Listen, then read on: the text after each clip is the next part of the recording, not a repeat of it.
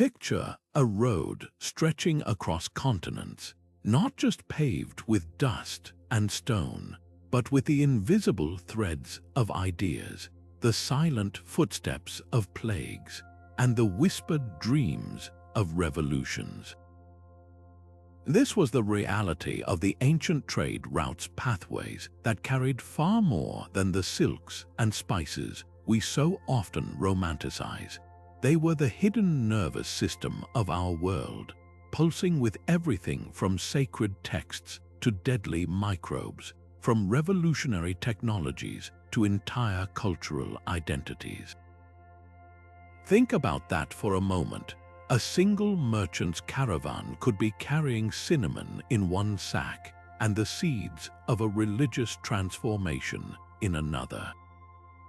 A ship sailing the Indian Ocean might be laden with porcelain, but also with brand new musical scales, medical knowledge, or even the very germs that would alter the fate of millions.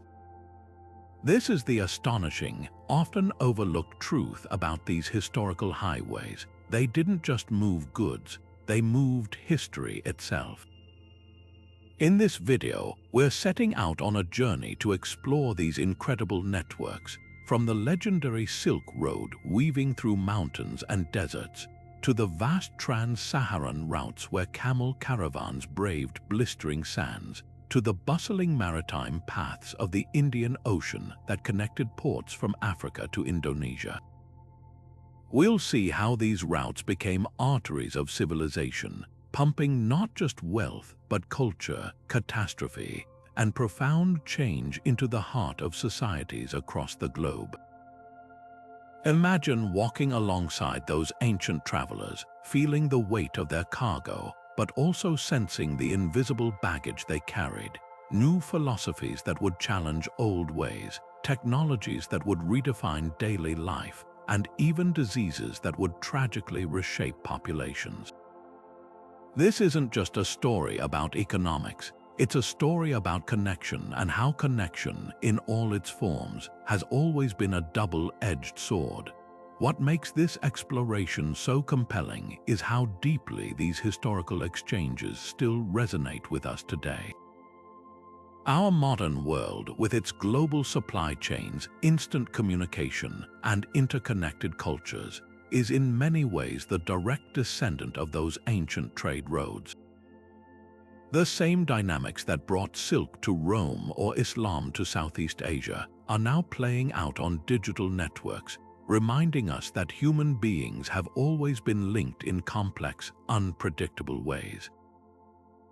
So join me as we step back in time to uncover the astonishing legacy of these pathways. We'll discover how they toppled empires, sparked golden ages, spread both enlightenment and epidemic, and ultimately shaped the world we live in now. This is a journey into the past, but it's also a reflection on our present and perhaps even a glimpse into our shared future. When we picture the Silk Road, it's easy to envision camel caravans laden with shimmering silk bolts, sacks of pungent spices, and exotic jewels treasures that fueled the economies of empires from Rome to Han China. But to see only these luxury items is to miss the real treasure that traveled those same dusty paths. The most precious cargo moving along those routes wasn't something you could weigh or spend. It was ideas. Think of the Silk Road not as a simple merchant's track, but as the ancient world's information superhighway, a sprawling network of land and sea routes that connected the East and West for centuries, facilitating an exchange of knowledge and culture so profound it literally reshaped civilizations. One of the most significant and peaceful transfers was that of religious thought. Buddhist monks, often traveling alongside merchants for protection, carried sacred scriptures and philosophical teachings from the monasteries of India all the way into the heart of China and beyond. These weren't just brief visits.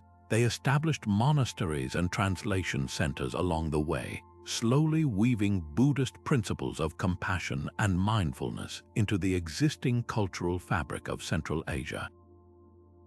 This spiritual migration was a two-way street.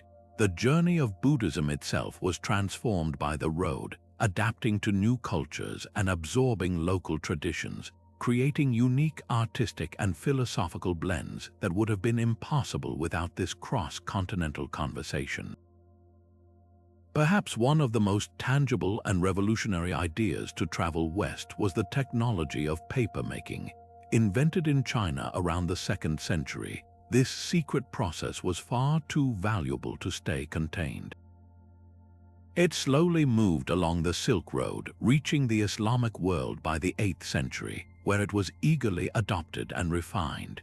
Before paper, the West relied on papyrus, which was brittle, or parchment, which was incredibly expensive, requiring the skins of countless animals.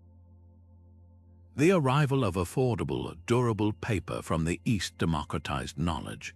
It meant books could be produced more cheaply, ideas could be recorded and shared more widely, and administration and record-keeping became more efficient. This single innovation would later lay the groundwork in Europe for the Renaissance and the scientific revolution centuries down the line. It was a quiet, technological transfer that would eventually make an enormous noise in world history.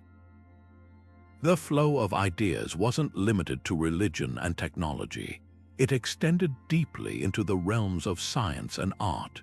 Persian and Indian scholars exchanged advanced astronomical knowledge with their Mediterranean counterparts, improving calendars and navigational techniques. Medical texts from Greece, which might have been lost forever, were preserved and studied by Islamic scholars in Persia before eventually making their way back to a Europe that had forgotten them. And artistically, we see this magnificent fusion in forms like Greco-Buddhist art, where the realistic human form characteristic of Greek sculpture was applied to depictions of the Buddha, creating a stunning new aesthetic that spread from Afghanistan into India and China.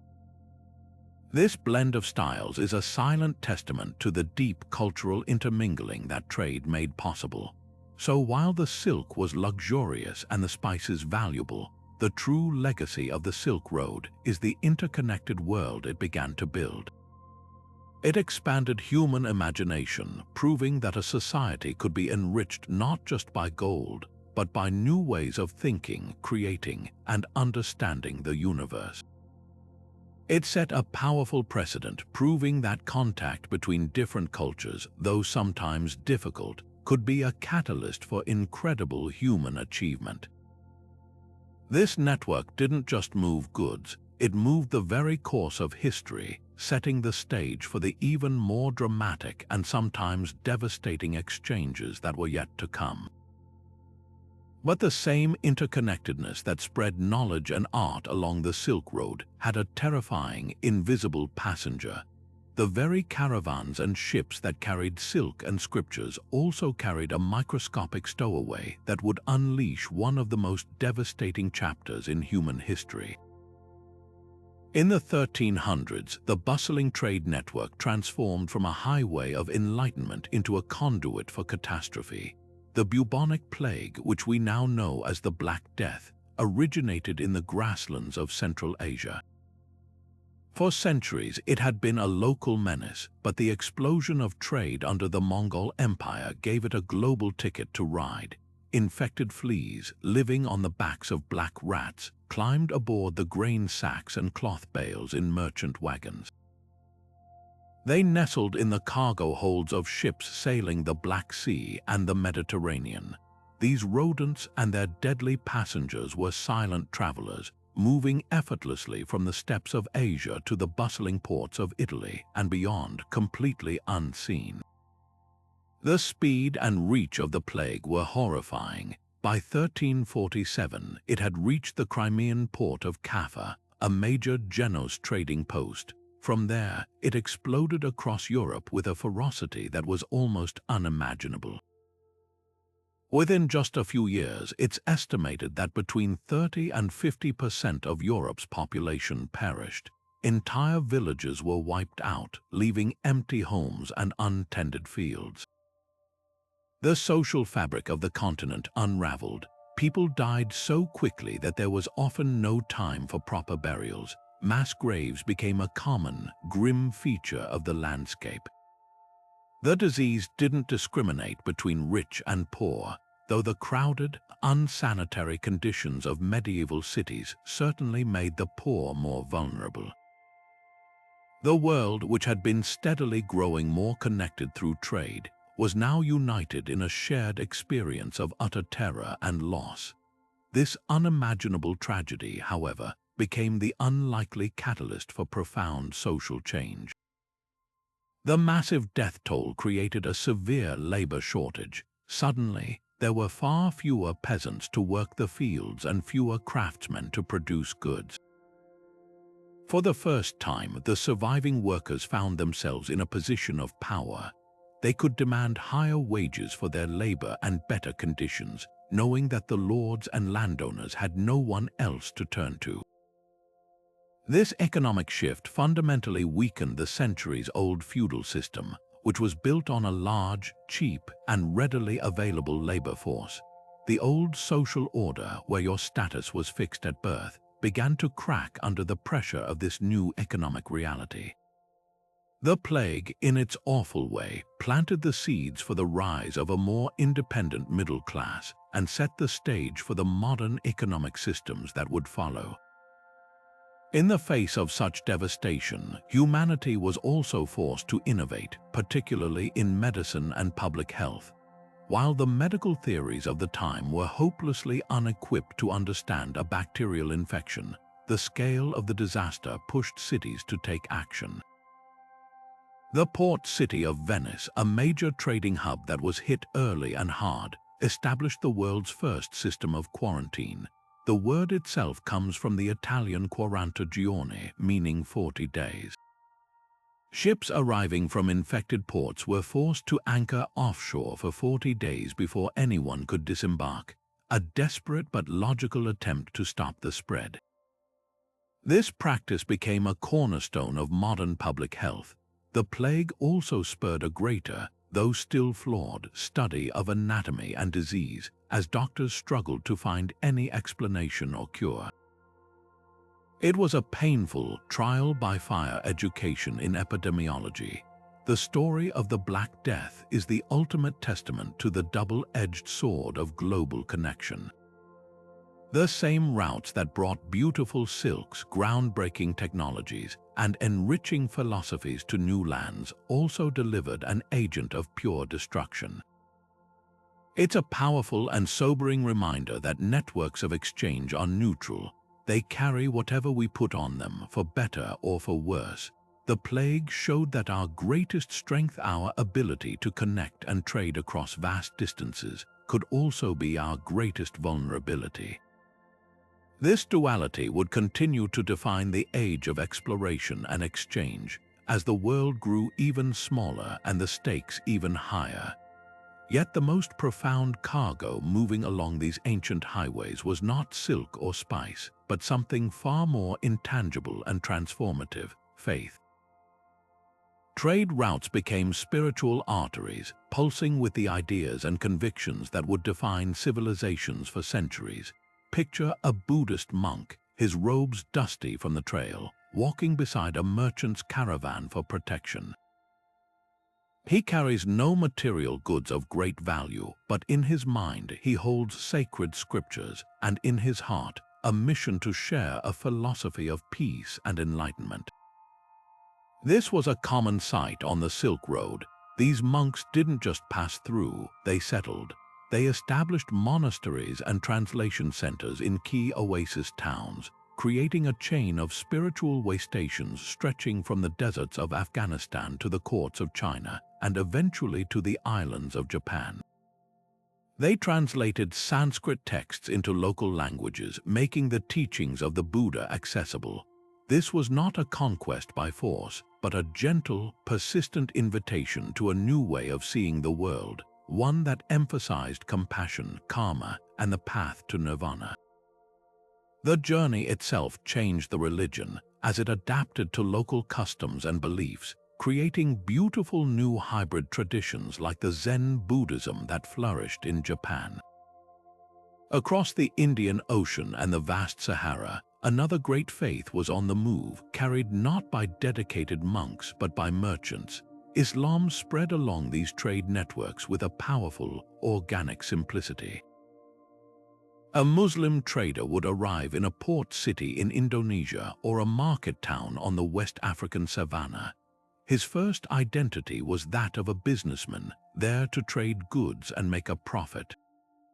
But he would also be a man of prayer who would stop his work to pray, who would conduct his business with a stated code of ethics, and who would be part of a community that transcended tribal or ethnic lines. This demonstration of faith through action was often more persuasive than any sermon. Local rulers saw practical benefits in connecting with this vast, sophisticated network of Islamic trade that stretched from Spain to Sumatra. Embracing Islam could bring alliances, literacy, and access to advanced knowledge in law, astronomy, and medicine. In this way, the faith took root deeply and peacefully in regions like Mali and Java, where it became woven into the local culture, creating stunning new syntheses like the architectural marvels of Timbuktu's universities or the unique cultural blend of Javanese Islam. Of course, this exchange of beliefs was not always a story of peaceful absorption. The same routes that carried tolerant ideas could also carry the seeds of conflict. As religions established firm roots in new soil, they sometimes clashed with existing power structures or with each other. The Crusades, for instance, were in many ways a violent and bloody intersection of trade routes and religious ambition, as European Christians sought to control access to the Holy Lands and the lucrative trade goods of the East. Even within religions, doctrinal differences could lead to tension as they traveled and evolved in isolation. Yet, even in conflict, the exchange continued. These encounters, however difficult, forced cultures to grapple with the existence of other worldviews, challenging insularity and often leading to periods of intense philosophical and theological debate. The trade roads ensured that no great civilization could develop in a vacuum for long. They were constantly being exposed to and influenced by the beliefs of others. This constant flow of ideas meant that a religious identity was rarely a static thing. It was a living, evolving conversation across continents, a dialogue made possible by the merchant, the monk, and the pilgrim who walked the same roads, seeking both material and spiritual wealth. While the Silk Road and maritime routes captured the world's attention, another epic network of exchange was quietly taking shape under the blistering sun of the Sahara Desert. This was the Trans-Saharan trade, a breathtaking feat of human endurance and ingenuity.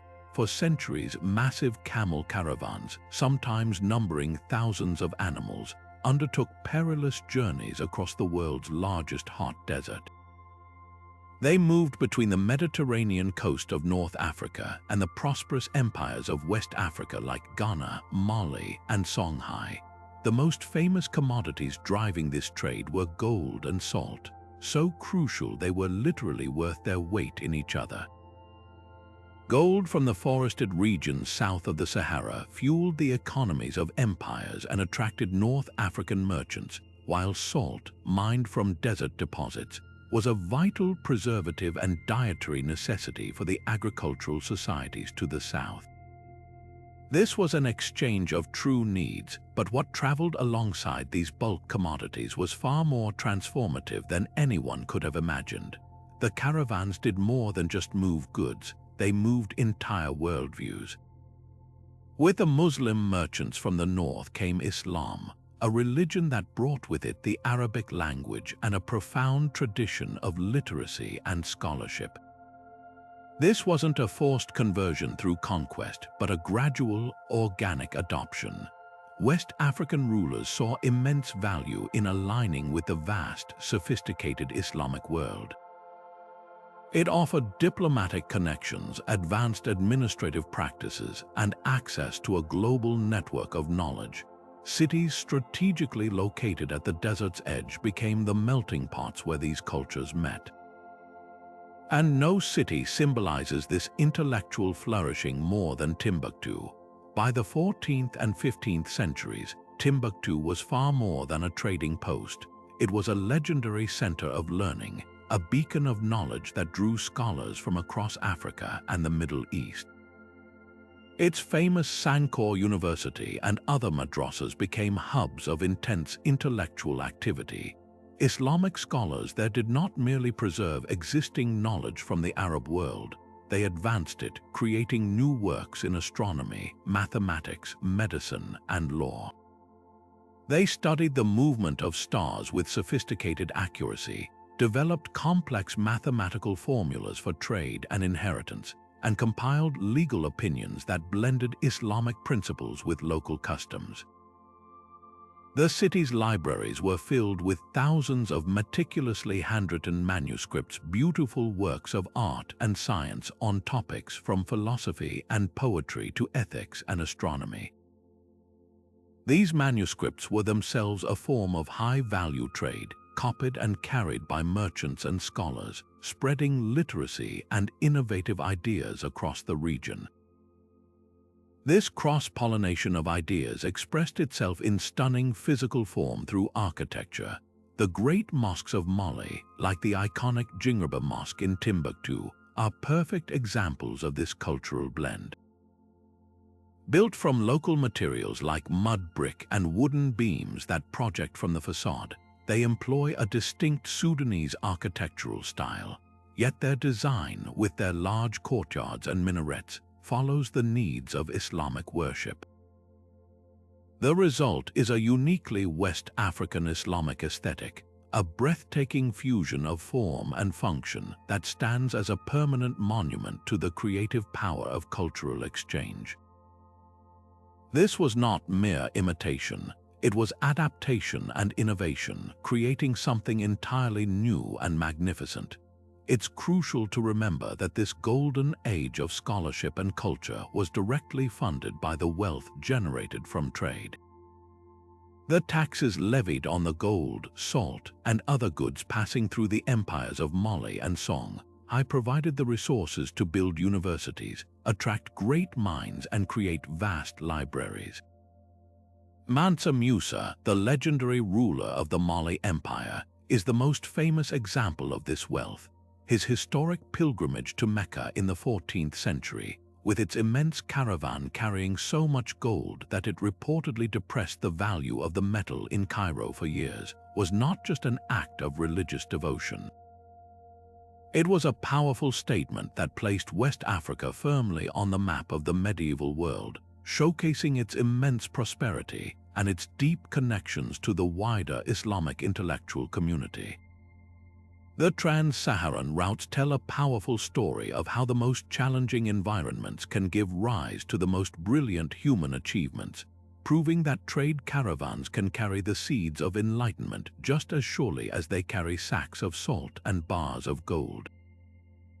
While the Trans-Saharan caravans forged connections across seas of sand, an even more expansive and fluid network was weaving together the shores of the Indian Ocean. This was not a single road but a vast, pulsating web of maritime routes, a liquid continent where sailors, merchants, and scholars from Africa, the Arab world, India, and Southeast Asia met and mingled. The Indian Ocean trade was the ancient world's greatest melting pot, a realm where the exchange of goods was almost secondary to the exchange of culture itself. Here, the very rhythm of commerce was dictated by nature's clock, the predictable, powerful monsoon winds.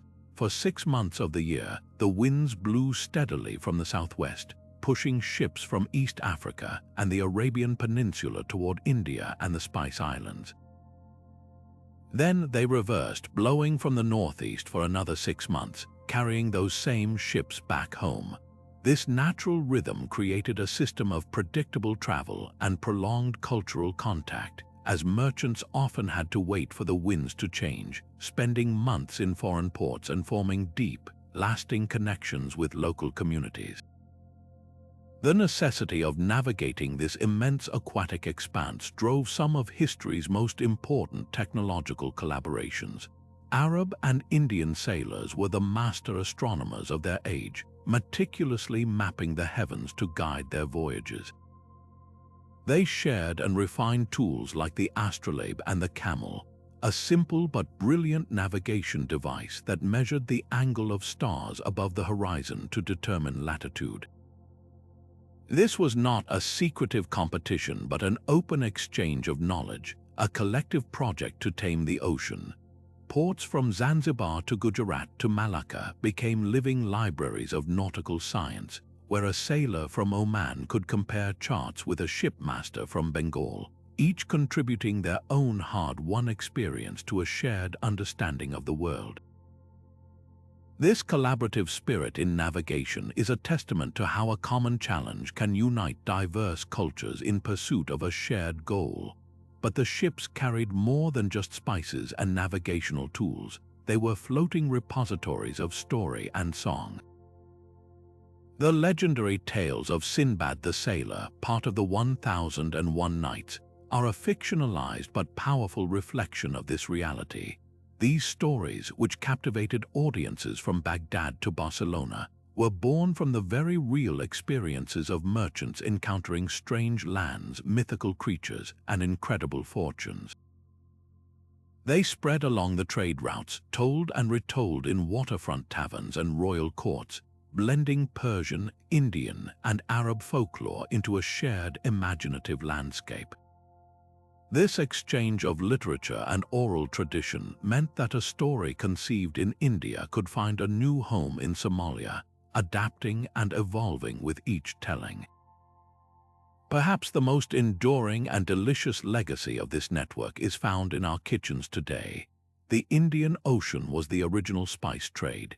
Cloves from the Maluku Islands, cinnamon from Sri Lanka, and black pepper from the Malabar coast were shipped west, fundamentally transforming Arab, Persian, and eventually European cuisine. But this was never a one-way street. In return, foods from the African coast like coconuts and certain varieties of bananas traveled east, embedding themselves into the diets of South and Southeast Asia. This culinary dialogue created the complex, layered flavor profiles we now associate with the curries of Thailand, the biryanis of India, and the rich stews of the Persian Gulf. Every time we use these spices, we are tasting the direct result of a 1,000-year-old conversation between continents. The cultural fusion extended into the very sounds of these port cities. Musical instruments sailed across the water with the merchants who played them. The oud, a precursor to the European lute, traveled from the Middle East, influencing the development of stringed instruments across India and Southeast Asia. Rhythms and scales were exchanged and blended, giving birth to new musical forms. In the coastal regions of East Africa, the fusion of Bantu and Arabic musical traditions helped create the rhythmic and lyrical foundations of what we now know as Swahili culture. This was a seamless integration where how sailing into harbor brought not just a cargo hold of goods, but a hold full of new melodies, new rhythms, and new ways of expressing the universal human experience through art. Yet for all the profound connections woven by the Silk Road, the Indian Ocean, and the Trans-Saharan routes, the scale of exchange was about to be magnified 1,000-fold by a single, fateful voyage. When Christopher Columbus made landfall in the Caribbean in 1492, he set in motion a process of biological and cultural transfer so immense, so rapid, and so irreversible that it literally reshaped the planet. This event marked the beginning of the Colombian exchange, a vast and often brutal swapping of plants, animals, people, and diseases between the eastern and western hemispheres. For millions of years, the ecosystems of the Americas had evolved in complete isolation from those of Europe, Asia, and Africa. Columbus's ships didn't just cross an ocean, they crashed through a biological barrier that had stood since the dawn of time, and the consequences were nothing short of earth-shattering. The most immediate and devastating impact was the invisible one. The explorers and colonists who followed Columbus unintentionally brought with them a suite of old-world diseases for which Native American populations had absolutely no immunity. Viruses like smallpox, measles, influenza, and typhus swept through the continents with a terrifying, apocalyptic fury. These were not minor outbreaks, they were demographic catastrophes. Historians estimate that within the first century after contact, up to 90% of the indigenous population in the Americas perished from these introduced diseases. Entire communities were wiped out, complex societies collapsed, and cultures that had thrived for millennia were brought to the brink of extinction. This wasn't just a tragedy of human life, it was a collapse of worldviews, languages, and knowledge systems that vanished forever. The scale of this loss is almost impossible to comprehend, and it created a haunting vacuum in the landscape that European powers were all too quick to fill. But the exchange was a two-way street, and its positive legacies are woven into the very fabric of our modern lives, often in ways we don't even realize. The Americas gifted the world an astonishing agricultural bounty that would go on to fuel population booms across the globe.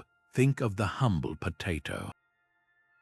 Originally domesticated in the Andes, it was brought back to Europe where it became a caloric miracle.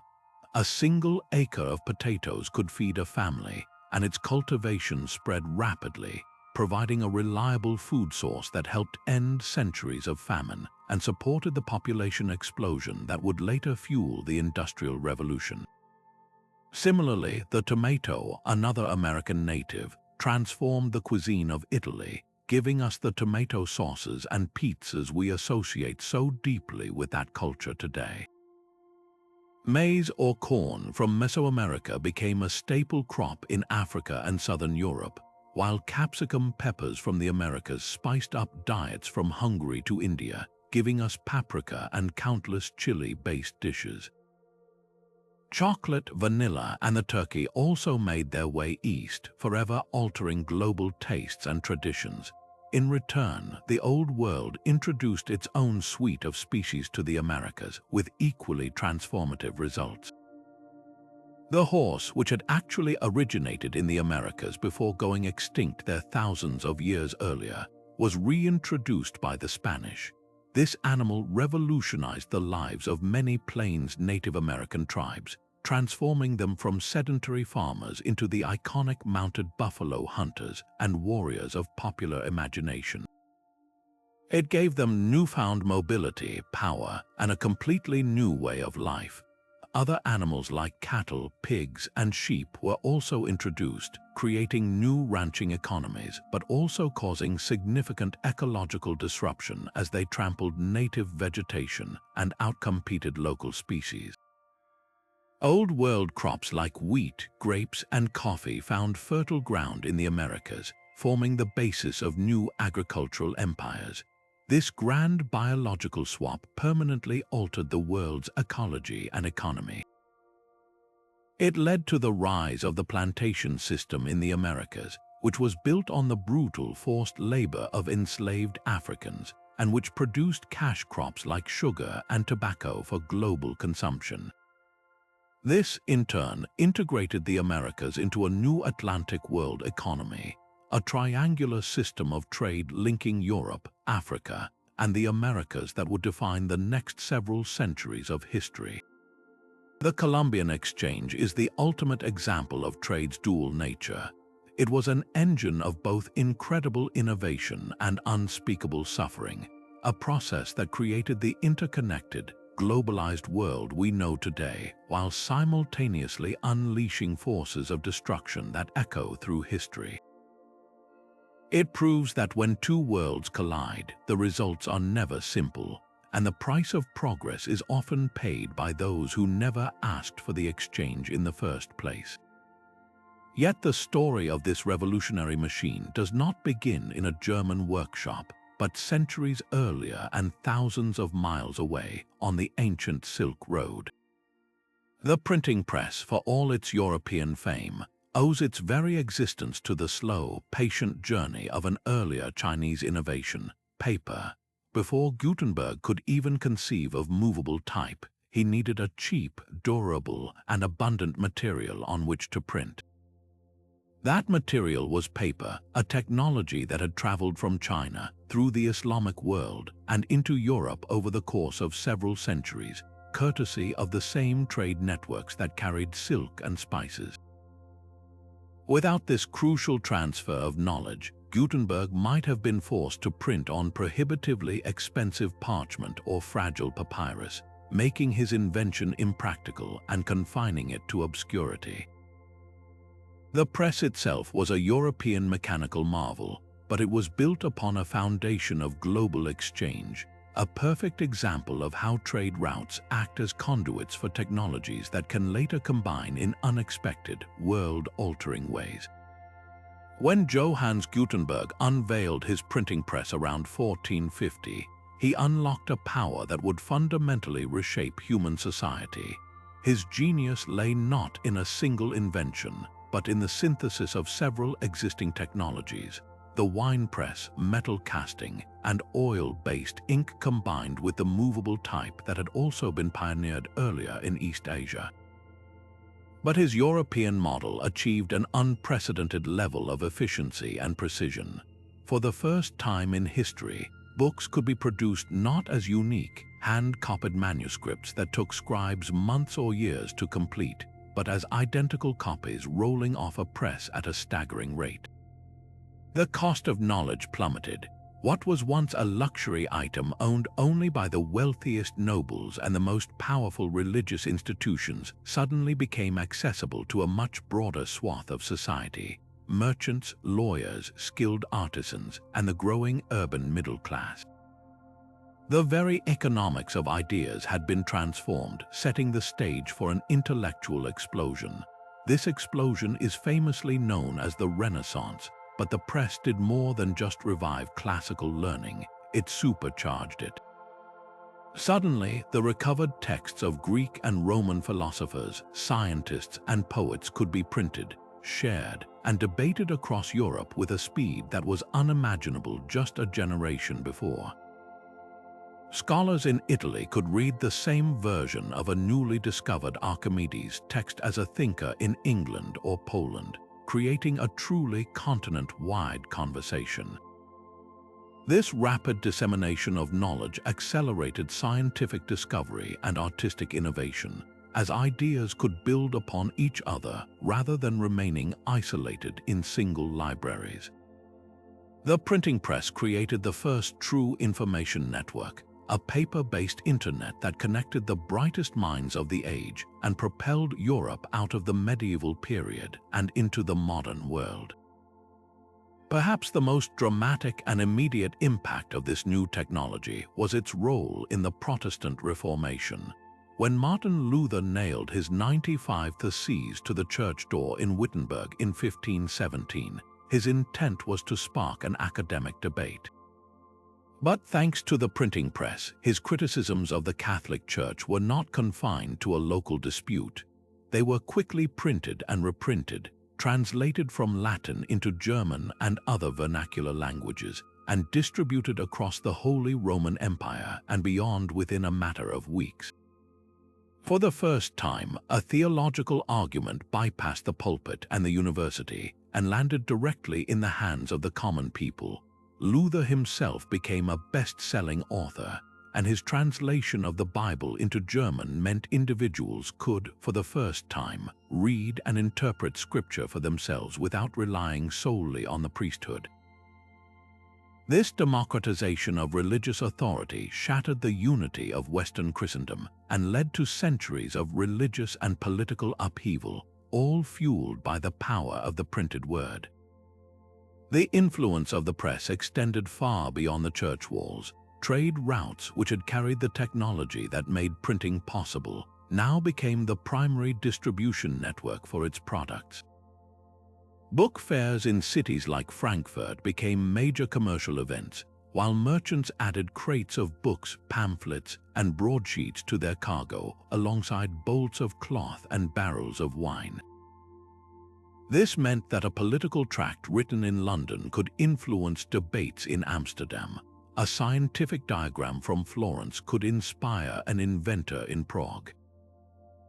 News of discoveries, revolutions, and scandals could travel with a speed and reliability that was previously impossible, creating a more informed and interconnected European citizenry. Ordinary people were no longer passive recipients of information filtered down from their rulers. They could now actively engage with the ideas shaping their world. The silent, relentless work of the printing press, distributing knowledge along the well-worn paths of commerce, had quietly become the most powerful revolutionary force on the continent. Yet the most transformative cargo carried along these ancient routes was not a spice or a scripture, but a simple, unassuming powder. Its story begins not on a battlefield, but at a celebration. In China, around the 9th century during the Tang dynasty, alchemists seeking an elixir for immortality instead stumbled upon a dangerous and explosive mixture: saltpeter, charcoal, and sulfur. This was gunpowder. For centuries, its primary use was not for war, but for wonder. It filled the night sky with brilliant fireworks during festivals and was used to create noisy firecrackers intended to scare away evil spirits. It was a source of entertainment and ritual, a chemical curiosity whose terrifying potential remained largely untapped in its land of origin. This invention could have remained a local novelty, but the Silk Road ensured it would not. The knowledge of gunpowder, like that of papermaking before it, began a slow migration westward. It passed through the Islamic world, where scholars and engineers in places like Persia and the Levant began to experiment with its military applications. They developed early prototypes of flamethrowers and rudimentary grenades, and by the 13th century they had created the first true cannons. These were crude, often unreliable tubes of metal that fired stones or arrows, but they represented a seismic shift in the very nature of conflict. The formula and the technology for building these weapons then traveled further into Europe, arriving at a continent perpetually fractured by war between kingdoms and city-states. It was here that gunpowder found its most enthusiastic and destructive adoption. The impact on warfare was nothing short of revolutionary. For 1,000 years, the castle had been the ultimate symbol of military power and aristocratic security. These stone fortresses were nearly impregnable to traditional siege weapons like trebuchets and battering rams, allowing a small garrison to hold out for months. Gunpowder rendered them obsolete almost overnight. The development of large, cast bronze bombards massive cannons capable of hurling heavy stone or iron balls, could reduce thick castle walls to rubble in a matter of days. The fall of Constantinople in 1453 to the Ottoman Turks is the most iconic example. The massive cannons of Sultan Mehmed II, some so large they had to be hauled by dozens of oxen, finally breached the legendary Theodosian walls that had protected the city for a millennium. This event sent a shockwave through Europe. If the mighty walls of Constantinople could not stand, then no fortress was safe. The balance of power had fundamentally shifted from the defender behind stone walls to the attacker with the bigger guns. This technological shift had profound political consequences. To build and maintain an effective artillery train required immense financial resources, specialized knowledge, and centralized control over metalworkers and chemists. Only the wealthiest and most powerful monarchs could afford this new form of warfare. As a result, gunpowder accelerated the decline of feudal lords who ruled from their independent castles and fueled the rise of powerful, centralized nation-states. Kings could now project their power more effectively, crushing internal rebellions and expanding their borders with unprecedented force. the battlefield itself was transformed. The medieval knight in shining armor, the pinnacle of aristocratic military virtue, became suddenly vulnerable to a common foot soldier armed with a cheap arquebus. Warfare became more democratic, more destructive, and far more deadly. This new power dynamic did not remain confined to Europe. As European explorers began their voyages of exploration in the 15th and 16th centuries, their ships carried not just sails and navigational charts, but also cannons and muskets. In encounters with the peoples of the Americas, Africa, and parts of Asia, this technological disparity was often overwhelming. Indigenous armies, no matter how brave or tactically brilliant, were facing an entirely new form of combat. The thunderous noise, the smoke, and the lethal projectiles of firearms provided conquistadors and colonists with a decisive military advantage that facilitated conquest, subjugation, and the tragic expansion of colonial empires.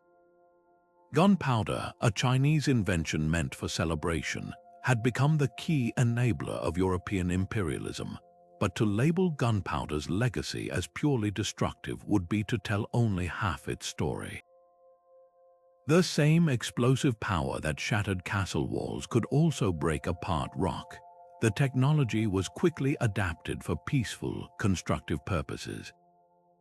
In mining, gunpowder allowed for the excavation of deeper shafts and the extraction of ores on a scale previously unimaginable, fueling the metal production needed for the coming Industrial Revolution. Major civil engineering projects like the digging of canals and the leveling of terrain for roads and railways were massively accelerated by the use of controlled blasts. This dual nature, as both a tool of destruction and an instrument of progress, perfectly encapsulates the complex legacy of trade. The same network that distributed a technology of war could also spread its peaceful applications, demonstrating that the path of innovation is never straight and its consequences are never simple.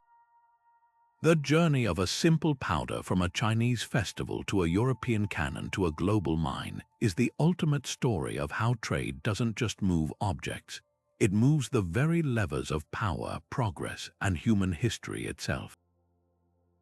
Just as caravans carried silks and spices and ships transported ideas and plagues, they also carried something even more fundamental to human connection, the very words we speak. Trade routes became the world's first and most effective language tutors, creating a constant, low-pressure environment for linguistic exchange.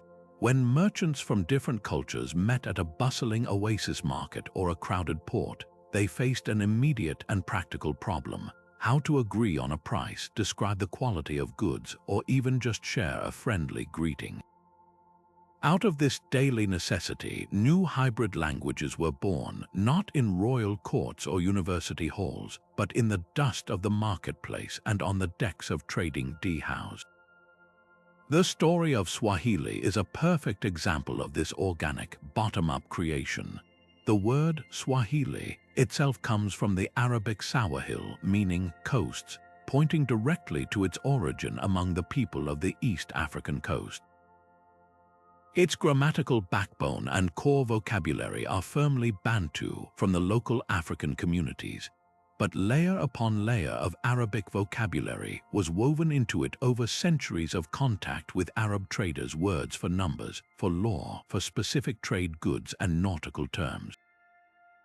This wasn't a forced imposition of one language over another. It was a mutual agreement, a pragmatic fusion that served everyone's interests. A trader from Oman and a merchant from Mombasa could meet on the linguistic middle ground of Swahili and strike a deal.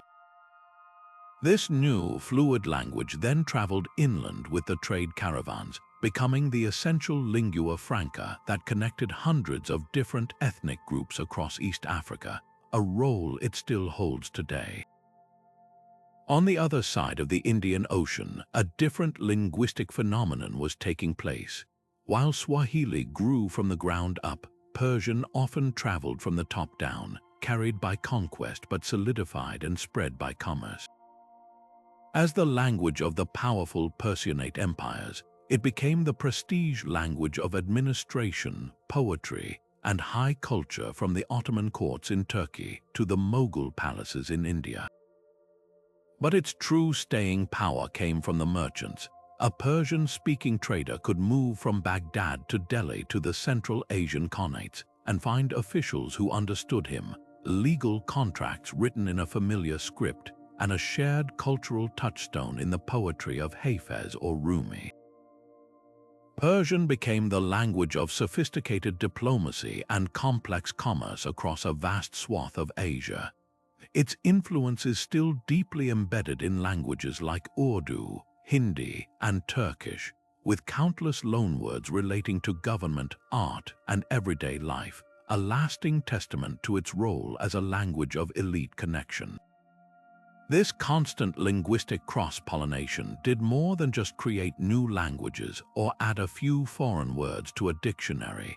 It fundamentally enriched the way people could express themselves. Think of English, a language that has famously pillaged vocabulary from nearly every other tongue on Earth. A huge number of these words arrived not through invasion, but through trade. Our words sugar, cotton, and orange come from Arabic, filtered through Mediterranean trade. Caravan is Persian. Bazaar is too.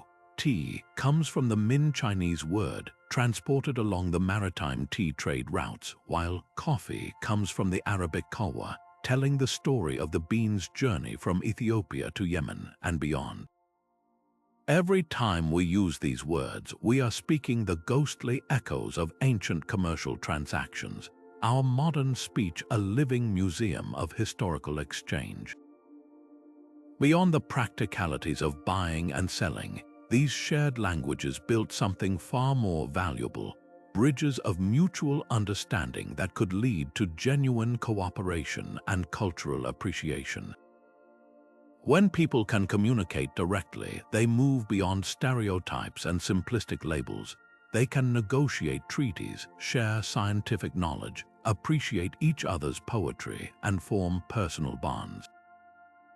A common language reduced the chance of fatal misunderstandings and allowed for a level of cultural intimacy that was otherwise impossible. It fostered a sense of a shared world, even among vastly different peoples. The languages that flourished along the trade roads did not erase local identities. Instead, they created new, overlapping layers of identity. A person could be a devout Muslim who prayed in Arabic, a merchant who traded in Persian, and a local citizen who spoke their native tongue at home with family. This multilingualism was a superpower, allowing individuals to navigate multiple worlds with ease. The legacy of these linguistic highways is a powerful reminder that communication is the bedrock of civilization, and that commerce, for all its focus on material gain, has always been one of history's most powerful and unexpected forces for human connection. While the exchange of technologies and languages transformed societies, perhaps the most tangible and life-altering transfer occurred in the very soil beneath our feet and on the plates from which we eat. The global movement of crops and farming techniques along trade routes didn't just change menus. It redrew the map of human civilization, fueling population booms, creating immense wealth, and unfortunately, enabling some of history's greatest injustices. This agricultural revolution began with a humble stalk of grass, sugarcane, originally domesticated in New Guinea thousands of years ago, slowly made its way along Asian trade routes to India.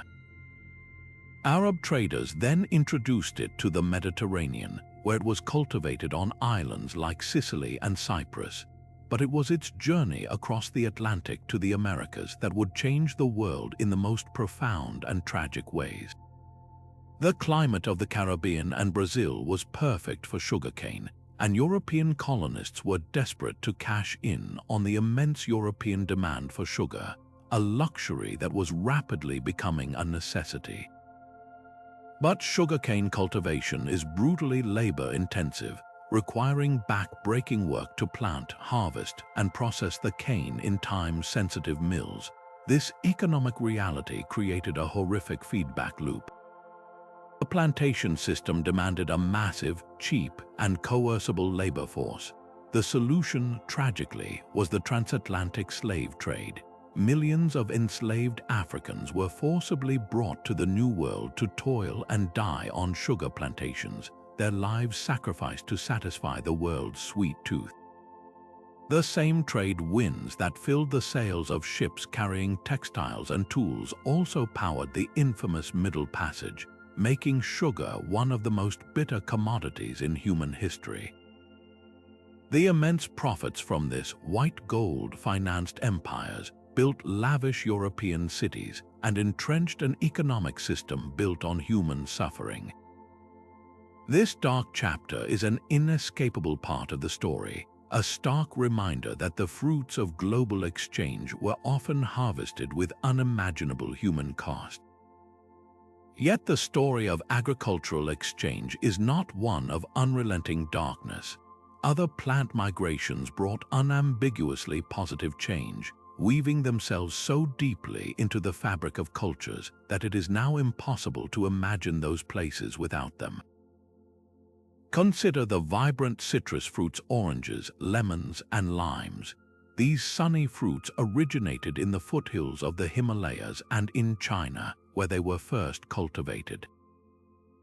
Muslim traders carried them westward along the Silk Road and across North Africa into Andalusia in southern Spain. The Moors established extensive orchards there, and the sight of orange trees heavy with fruit against a blue Spanish sky became an iconic image. From the Mediterranean, Spanish and Portuguese explorers brought citrus seeds to the Americas, where they flourished in climates from Florida to California.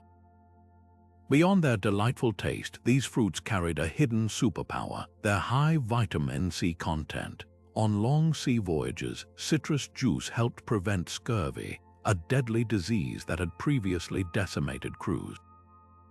This simple nutritional knowledge, also spread by trade, literally enabled the age of exploration, allowing sailors to stay healthier on longer journeys and further expanding the connected world. The most significant dietary revolution, however, came from the Americas. Before Columbus, there were no oranges in Florida, no bananas in South America, and certainly no wheat fields on the North American plains. But conversely, the Old World had never seen a tomato, a potato, a ear of corn, a chili pepper, or a cocoa bean. The Colombian exchange unleashed this agricultural tsunami. The potato from the Andes was a caloric miracle. It could grow in poor soil and produce more food per acre than any grain. Its adoption in Ireland, Germany, and Eastern Europe effectively ended centuries of famine, providing a reliable staple that supported a population explosion. The tomato from Mesoamerica journeyed to Italy and was initially grown as an ornamental plant, feared to be poisonous. Once embraced, it became the heart of Italian cuisine, giving us pizza and pasta sauce. Maize or corn from the Americas became a staple across Africa and southern Europe, while the humble chili pepper from South America traveled to Asia and ignited the culinary traditions of India, Thailand, and China, becoming so integral that it is impossible to think of those cuisines without their characteristic heat. But this great exchange of flora came with an ecological price tag that we are still paying today. The focus on single, highly profitable crops like sugar, and later cotton and tobacco, led to the rise of monoculture farming, the practice of growing one crop exclusively over a vast area. This system depletes the soil of specific nutrients, making the land barren and dependent on fertilization. It also makes crops more vulnerable to pests and diseases, which can sweep through a uniform landscape with devastating speed. The introduction of non-native species sometimes had catastrophic unintended consequences. Old World livestock like cattle, pigs, and goats brought by Europeans often trampled delicate New World ecosystems and outcompeted native species for resources. The movement of plants was never just about the plants themselves. It was about entire ecosystems being rearranged, often with little understanding of the long-term consequences. The story of agricultural exchange is therefore a complex tapestry, woven with threads of incredible abundance and devastating exploitation, of ecological harmony disrupted and new landscapes forged.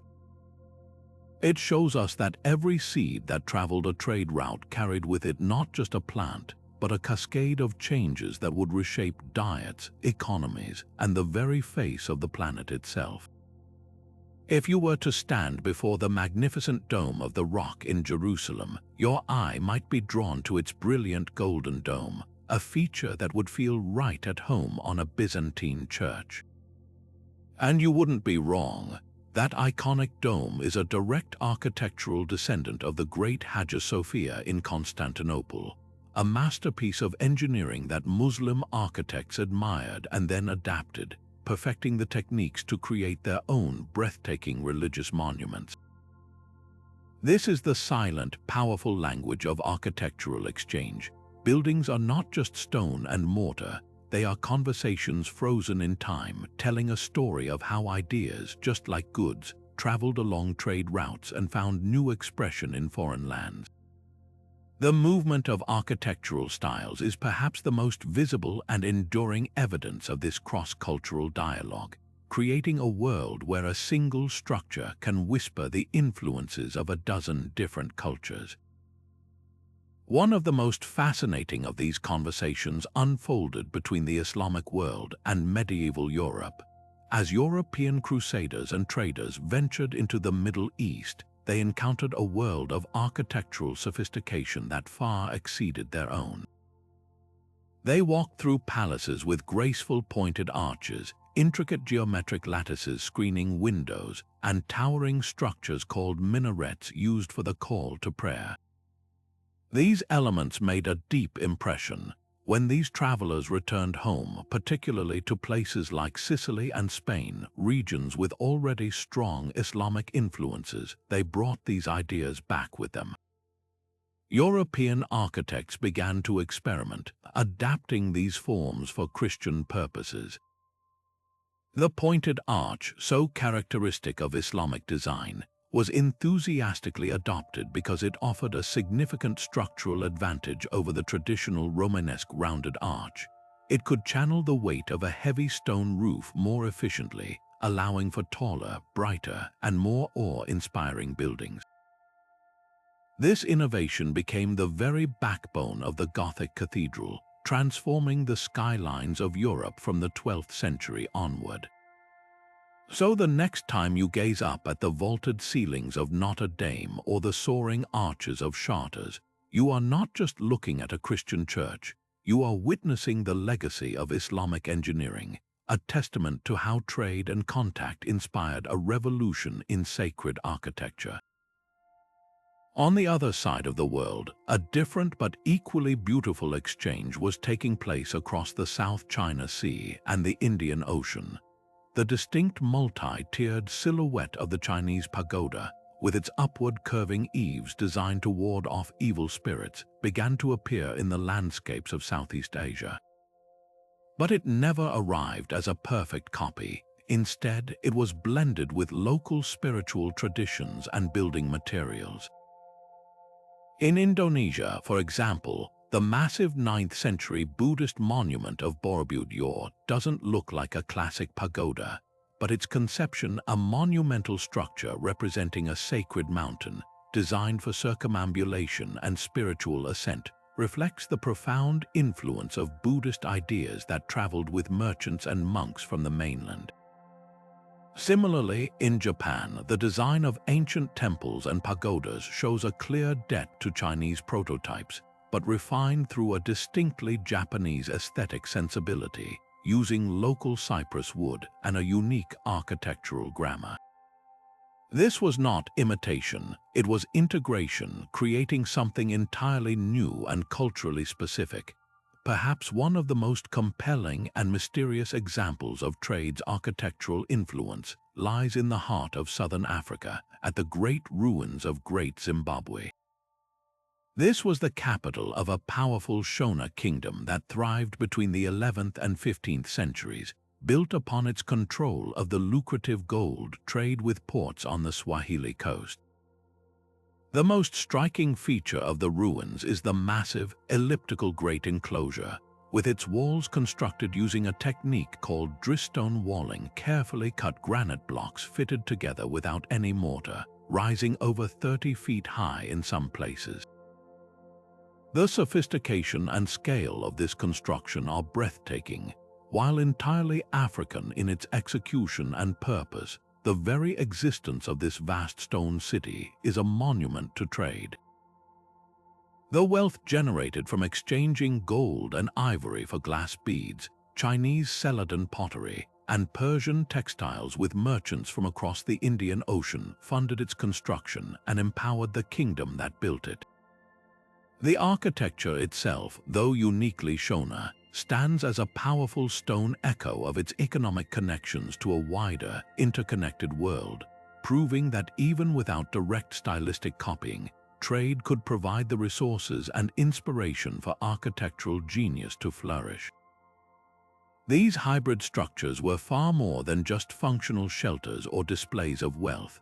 They were powerful symbolic statements about cultural identity in an increasingly connected world. A ruler who built a palace incorporating foreign architectural elements was making a sophisticated declaration. He was signaling his worldliness, his sophistication, and his kingdom's participation in a vast network of exchange and knowledge. It was a way of showing that they belonged to a cosmopolitan community that stretched beyond their immediate borders. This cultural fusion also often reflected a deep sense of mutual appreciation and curiosity. The blend of styles wasn't usually forced through conquest. It was more often a voluntary adoption, an artistic acknowledgement that another culture had developed a beautiful or more effective way of building. This shared architectural vocabulary created a visual kinship between distant peoples, making a trader from Morocco feel a little less out of place in a Chinese port city when he saw a familiar archway, or a monk from India feel a sense of reverent recognition upon seeing a pagoda in Java that echoed the temples of his homeland. In a world without instant communication, architecture provided a universal language of form, function, and faith, a permanent record of our endless human desire to connect, learn from one another, and build together. The same trade routes that carried spices and scriptures also carried something far more ethereal yet equally powerful, the very sound of human creativity. If you listen closely to the music of the world, you can still hear the echoes of ancient caravans and sailing ships in the melodies and rhythms that define entire cultures. Musical instruments, perhaps more than any other artifact, were perfect travelers, compact, durable, and filled with the potential for entirely new forms of expression. A trader could sling a stringed instrument over his shoulder or pack a small wind instrument in his bag, carrying not just an object, but an entire sonic world into a new land. The journey of the lute is a perfect melody of this exchange. This instrument, with its pear-shaped body and gentle, resonant sound, is believed to have originated in Central Asia, perhaps in the regions of ancient Persia. As it traveled west along the Silk Road and into the Moorish courts of Spain, it underwent a fascinating evolution. European craftsmen and musicians adopted it, altering its shape, adding strings, and slowly transforming it over centuries into the instrument we now know as the guitar. This wasn't a simple act of copying. It was a process of creative adaptation, a dialogue across time and space that resulted in an instrument that would one day become the backbone of countless musical genres across the globe, from flamenco to rock and roll. But trade roads carried more than just instruments. They carried the very building blocks of music itself: rhythms, scales, and compositional forms. Nowhere is this more profoundly felt than in the music of the Americas, a region whose sound was tragically and irrevocably shaped by the transatlantic slave trade. This chapter of history represents the darkest possible side of exchange, a brutal forced migration of millions of people from West and Central Africa. But amidst this unimaginable suffering, those enslaved Africans carried with them an unbreakable cultural and spiritual inheritance: their musical traditions. They brought complex polyrhythms, call and response vocal patterns, and unique approaches to melody. Denied their own languages and religions, music became a vital form of communication, community preservation, and spiritual resistance. These African rhythmic principles, meeting European harmonies and instruments in the crucible of the plantation system, gave birth to entirely new musical forms. In North America, this fusion led to the spirituals that encoded messages of hope and escape, which evolved into the blues and ultimately into jazz, rock, and hip-hop. In the Caribbean and Brazil, the blend created the infectious rhythms of salsa, samba, and reggae. The entire popular music landscape of the modern world is in many ways a testament to this painful but profoundly creative cultural fusion. A different kind of musical dialogue, one of courts and emperors, unfolded across Persia and India. As Islamic influence and trade flourished along land and sea routes, the sophisticated Persian classical tradition traveled into the Indian subcontinent. This wasn't a replacement of local culture, but a rich and intricate blending. Persian musical modes, known as makam, with their specific melodic rules and emotional connotations, encountered the ancient and equally complex Indian system of ragas. A raga is far more than a scale. It is a meticulously defined framework for improvisation, each one associated with a particular time of day, season, and mood. The meeting of these two great systems, particularly in the Mughal courts, led to a glorious period of musical innovation. Indian musicians incorporated elements of Persian ornamentation and structure, while Persian artists were influenced by the deep spiritual and theoretical depth of the raga system. This cross-pollination helped refine and codify the North Indian classical tradition known as Hindustani music, distinct from the Carnatic tradition of the South. The sitar, one of India's most iconic instruments, itself shows this Persian influence in its name, derived from the Persian say meaning three and tar meaning string. The serene and intricate beauty of a raga performance is therefore not a purely isolated tradition. It is a historical record of artistic conversation, a harmony composed along the trade routes of empire and commerce. This global movement of sound fundamentally changed how music was made and experienced. It introduced new textures, new emotional palettes, and new possibilities for composition. A musician in Renaissance Europe could now strum a chord on a lute that had ancestors in Baghdad. A composer in 19th century New Orleans could write a symphony that wove together European orchestration with syncopated rhythms whose roots lay in West Africa. The trade routes ensured that no musical tradition could remain entirely pure or isolated for long. They were constantly being challenged, inspired, and enriched by outside influences. This process wasn't always smooth. It could involve negotiation, appropriation, and even conflict, but the ultimate result was a breathtaking diversification of the world's musical heritage. The next time you tap your foot to a song on the radio, remember that you are hearing the distant, layered echoes of countless journeys, the rhythmic beat of a drum that crossed an ocean in chains, the melodic run of a stringed instrument that once climbed a mountain pass on the Silk Road, and the harmonic structure that was debated in royal courts from Istanbul to Agra.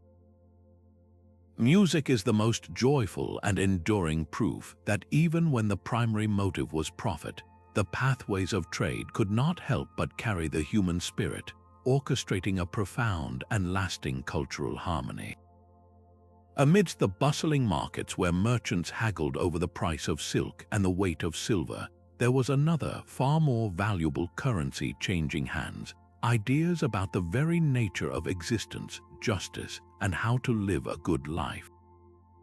The trade routes were invisible universities, and the caravans were their mobile libraries, carrying the most profound philosophical concepts across continents. This was not a transaction that could be weighed on a scale, but its impact would far outlast any spice or gem, quietly reshaping the intellectual foundations of entire civilizations. The journey of Greek philosophy is one of the most remarkable tales of preservation and rediscovery in human history. When the light of classical learning dimmed in Europe after the fall of Rome, it was Islamic scholars in great centers of learning like Baghdad, Cordoba, and Cairo who became the guardians of this intellectual treasure. They didn't just passively store the works of Aristotle, Plato, and Socrates. They actively engaged with them, translating these texts into Arabic, writing extensive commentaries, and debating their ideas. Through the intricate network of trade that connected the Islamic world with Europe, these preserved texts, now enriched with Islamic scholarship, began to filter back into the West. They arrived in the ports of Italy and the trading fairs of France, often carried by merchants or traveling scholars. When these long-lost works were translated from Arabic into Latin, they hit medieval Europe with the force of an intellectual earthquake. The rigorous logic of Aristotle, in particular, challenged the prevailing scholastic traditions and provided a new framework for understanding the natural world and human reason. This re-encounter with Greek thought, mediated through Islamic civilization, provided the essential spark that ignited the Renaissance, setting the stage for the scientific revolution and the modern Western world. In the East, a different but equally profound philosophical journey was taking place along the Silk Road. The teachings of the Buddha, which began in northern India around the 5th century BCE, started a slow, peaceful migration northward and eastward. Buddhist monks, often traveling for safety alongside merchant caravans, carried sutras, sacred texts containing the Buddha's discourses on suffering, compassion, and the path to enlightenment. They established monasteries in key oasis towns, which became not just spiritual centers but also hubs for translation and philosophical discourse. As Buddhism moved into China, it encountered the deeply rooted indigenous philosophies of Confucianism and Taoism. This meeting was not a collision but a fascinating dialogue. Buddhist concepts of mindfulness and compassion were interpreted and adapted through a Chinese lens, giving rise to unique schools of thought like Chan Buddhism, which would later become Zen in Japan. This was philosophy in action. It wasn't just about abstract debate but about practical ethics and governance. Buddhist principles influenced legal codes, inspired art that emphasized peace and tranquility, and offered rulers a framework for compassionate leadership. The wisdom traveled, but it also transformed, proving that the most powerful ideas are those that can be translated not just in language, but in spirit to resonate with new cultures. Meanwhile, the philosophical system that most directly shaped the bureaucratic and social fabric of East Asia was also on the move. Confucianism, with its emphasis on social harmony, filial piety, and ethical governance, originated in China, but its influence did not stop at the border. Through trade and diplomatic missions, Confucian texts and ideas spread to Korea, Japan, and Vietnam.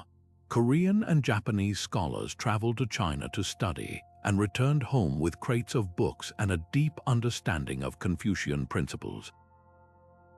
These ideas were eagerly adopted by ruling elites who saw in them a powerful tool for building stable, orderly societies. In Korea, Confucianism became the state ideology during the Joseon dynasty, shaping its education system and civil service examinations for centuries. In Japan, while the samurai ethos remained strong, Confucian values of loyalty, duty, and hierarchy became deeply embedded in the Tokugawa shogunate's approach to governance. This was not a case of forced cultural imposition. It was a voluntary adoption of a philosophical system that rulers believed offered a blueprint for a well-ordered state and a harmonious life. The trade routes provided the channels for this exchange, carrying scrolls filled with wisdom that would define the ethical and social contours of a vast region. What makes this exchange of philosophy so extraordinary is its stark contrast with the nature of the trade that carried it. Merchants were, by and large, motivated by material gain, the profit from a successful journey. Yet, riding along in their saddlebags, often unnoticed, were ideas that were fundamentally non-materialistic. Buddhist teachings encouraged detachment from worldly desires.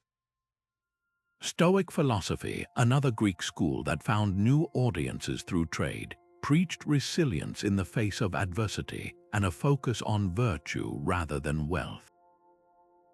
These philosophies often stood in direct opposition to the merchant's own pursuit of riches, creating a fascinating paradox.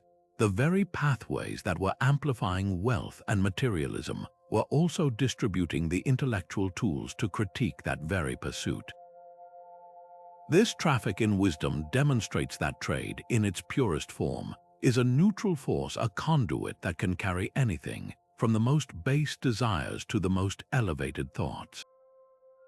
It shows that human connection, even when driven by commerce, has an inevitable tendency to overflow its banks, spreading not just goods, but the deepest questions and answers that have ever preoccupied the human mind. While merchants and philosophers exchanged goods and ideas, another form of silent communication was unfolding, one that people literally wore on their sleeves. The story of textiles and fashion is a deeply personal chapter in the history of trade, a narrative written in thread and dye that transformed not just what people wore, but how they saw themselves and others. This was influence you could feel, a global conversation expressed through the luxurious drape of silk, the crisp comfort of cotton, and the sturdy warmth of wool. These fabrics did more than cover the body. They carried entire aesthetic worlds within their weaves, crossing deserts and oceans to redefine style and status in lands far from their origin. Consider the profound impact of Indian calicos on European fashion. For centuries, European elites had dressed in heavy wools and velvets, their clothing a symbol of opulence but not necessarily comfort. Then, in the 17th century, European traders with the British and Dutch East India Companies began importing vast quantities of beautifully lightweight, brightly colored, and exquisitely printed cotton textiles from India. These were not just fabrics, they were revelations. The vibrant, color-fast patterns, achieved through sophisticated dyeing techniques unknown in Europe, depicted exotic flora and fauna, geometric patterns, and intricate scenes from Indian life. Suddenly, the European wardrobe was revolutionized. These Indian cottons, or chintzes, became a raging fashion craze. They were used for dresses, wall hangings, and furniture coverings, bringing a new level of comfort, color, and pattern into European homes. This demand was so immense and so damaging to local European wool and linen industries that France and England actually passed laws in the late 1600s banning the import and even the wearing of Indian calicos in an attempt to protect their own economies. This desperate legislative response is a powerful testament to just how deeply a foreign textile could disrupt and captivate an entire society, proving that fashion could be a force powerful enough to threaten national industries. On the other side of the world, the journey of Chinese silk tells a different but equally influential story. For over a millennium, China guarded the secret of sericulture, the cultivation of silkworms and the production of silk, with extreme vigilance. This monopoly made silk one of the most sought-after and valuable commodities on the Silk Road, a luxury so potent it was literally worth its weight in gold. But the fabric itself was only part of the allure. Woven into the silk were distinct Chinese artistic motifs: sinuous dragons, elegant phoenixes, intricate clouds, and symbolic flowers. As these bolts of silk traveled westward, they carried these designs into the heart of the Byzantine Empire and the Persian Sasanian Empire. Byzantine weavers, renowned for their own skills, began to incorporate these Chinese patterns into their magnificent tapestries and imperial robes, creating a stunning fusion of Greco-Roman and Eastern aesthetics. Similarly, Persian artists adopted the phoenix and dragon motifs, blending them with their own ancient symbolic traditions to create a new, hybrid visual language that adorned everything from court garments to religious textiles. The fabric was a canvas, and the patterns painted upon it became a silent, spreading influence of Chinese art, absorbed and reinterpreted across continents. Beyond the finished products, the true revolution was in the transfer of knowledge, the secret techniques that turned simple thread into breathtaking art. The intricate ikat method, where threads are dyed before weaving to create blurred, dreamlike patterns, is believed to have originated in Southeast Asia. Through trade, it spread westward to India, Persia, and eventually to places like Uzbekistan, where it became a central pillar of their textile tradition. The knowledge of how to create a deep, lasting crimson dye from the tiny cochineal insect, native to the Americas, was a discovery of the Aztec and Maya peoples. After the Spanish conquest, this precious knowledge and the insects themselves were shipped to Europe, where the dye became a colossal industry, valued more than silver for a time, and used to color the robes of Catholic cardinals and the jackets of British soldiers. These were not mere commodities, they were technologies. The exchange of dyeing and weaving techniques elevated local crafts into high art forms and created global color palettes, each hue carrying a hidden history of cultural encounter and scientific discovery. In the end, clothing became the most personal and public canvas for this global cultural expression. A wealthy man in 16th century Venice might wear a robe of Chinese silk, woven with Persian-inspired patterns and trimmed with fur from Russia. His outfit was a walking map of his city's trade connections, a testament to his worldly status. In West Africa, local artisans took imported European textiles and unpicked them, using the threads to create entirely new works of art that reflected their own cultural sensibilities, a process of creative reclamation. This sartorial blending was never about simple imitation. It was a dialogue. Each culture took what it received and made it their own, reflecting a blend of traditions that spoke of connection, not conquest. The vibrant, global fashion industry we know today, with its constant borrowing and reinvention of styles from every corner of the earth, is not a modern invention. It is the direct descendant of those ancient exchanges, a living legacy that proves the pathways of trade did not just move spices and silver. They dressed the world in a tapestry of shared creativity and endless inspiration. But imagine for a moment the sheer complexity of a Silk Road transaction before the concept of standardized money took hold. A merchant from Rome, laden with glassware, arrives in a bustling Indian port. He wants to purchase a shipment of priceless black pepper. The Indian spice trader, however, has no need for Roman glass. He might demand payment in bolts of Chinese silk, or perhaps in ivory from Africa. This is the ancient and incredibly inefficient system of barter, a tangled web of mutual need that often left trade deadlocked. the solution to this logistical nightmare emerged from the trade routes themselves, the invention of money. This wasn't just about creating coins, it was about inventing an idea so powerful it could act as a universal translator of value, a common language that every culture, regardless of its language or customs, could understand. The evolution of currency along these ancient highways is the story of how commerce built the first global financial system, forging economic unity from a world of staggering diversity. The first major step was the widespread adoption of coinage, and no empire understood its power better than Rome. Roman silver denarii, stamped with the profile of the emperor, became something far greater than just Roman currency. Their value was trusted not because of who was on the coin, but because of the consistent weight and purity of the silver they contained. This reliability gave them incredible reach. Roman coins have been discovered in hoards as far away as southern India, evidence that a merchant in Chennai would gladly accept payment in denarii, knowing he could later use them to purchase goods from a sailor from Alexandria or a caravan master from Persia. The Roman coin became a truly international currency, a stable store of value that lubricated transactions across 3 continents. It created a seamless financial zone where trust was embedded in the metal itself, allowing commerce to flow smoothly across political and cultural boundaries. On the other side of the world, a different financial revolution was brewing, one that would eventually make even heavy coins feel obsolete.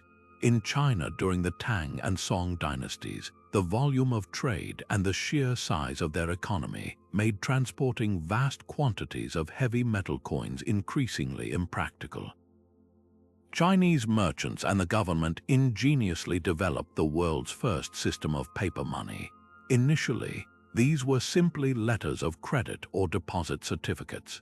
A merchant could deposit his coinage at a government office in one city and receive a paper note that he could redeem for the same value in another city, a tremendous security advantage against bandits on long journeys. This innovation dramatically reduced the physical risks and burdens of moving wealth. Eventually, the government began issuing official paper currency, backed by its authority and precious metal reserves. This concept of representative money was a breathtaking leap in financial abstraction, moving value from something tangible you could hold to something based on trust and systemic belief. While these early experiments sometimes led to inflation when governments printed too much, the core idea was brilliant, and knowledge of it slowly traveled west along the Silk Road, planting the seed for the banking systems and paper currencies that would later emerge in Europe. Beneath both coins and paper lay a deeper, more fundamental agreement, the universal acceptance of precious metals as the ultimate measure of worth. Gold from the mines of West Africa, silver from the mountains of Greece and Spain, and copper from various sources became the bedrock of the global medieval economy. Their value was intrinsic. They were rare, durable, beautiful, and impossible to counterfeit in an age before advanced technology. A Persian dinar, a Byzantine solidus, and a Chinese ingot of silver might all look different, but they could all be weighed and assessed for purity, creating a common global standard. This allowed for the development of sophisticated exchange rates and a primitive but effective form of forks trading in major port cities. A money changer in Constantinople would have a deep understanding of the relative value of a dozen different coinages, and his ledger books were a testament to a financially interconnected world. This universal language of precious metals meant that a trader could arrive in a foreign land with absolute confidence that his wealth, in whatever form, could be understood, measured, and exchanged. The impact of these financial innovations cannot be overstated. By providing a reliable medium of exchange, money eliminated the frustrating and limiting need for a coincidence of wants required by barter. It allowed for the accumulation of capital, the granting of credit, and the development of more complex business partnerships and investments. Long-distance trade was no longer a simple swap of goods. It became a sophisticated engine of economic growth, fueling industries, funding exploration, and creating vast fortunes. The trade routes themselves became the arteries through which not only goods and ideas pulsed, but also capital. They forced diverse and distant societies to agree on one thing: how to measure value. In doing so, they built the earliest foundations of our modern global economy, proving that commerce has always been a powerful force for creating practical unity, building bridges of mutual trust with every coin that changed hands. Imagine a caravan master from Venice and a ship captain from Alexandria finally agreeing on a price for a shipment of spices, only to face an even thornier problem. How do they ensure the other party will honor the deal? They speak different languages, answer to different rulers, and worship different gods. The trust required for such a transaction couldn't rely on personal honor alone. It needed the backing of a system far greater than any individual. This is where the silent, unsung hero of global trade entered the scene: the law. As merchants ventured into foreign lands, they encountered a dazzling array of legal traditions, from the intricate contract laws of Islamic bazaars to the structured civil codes of Roman-inspired European ports. This exposure didn't just create confusion. It sparked a remarkable process of legal borrowing and adaptation, leading to the creation of entirely new frameworks designed to make commerce fair, predictable, and secure across cultures and continents.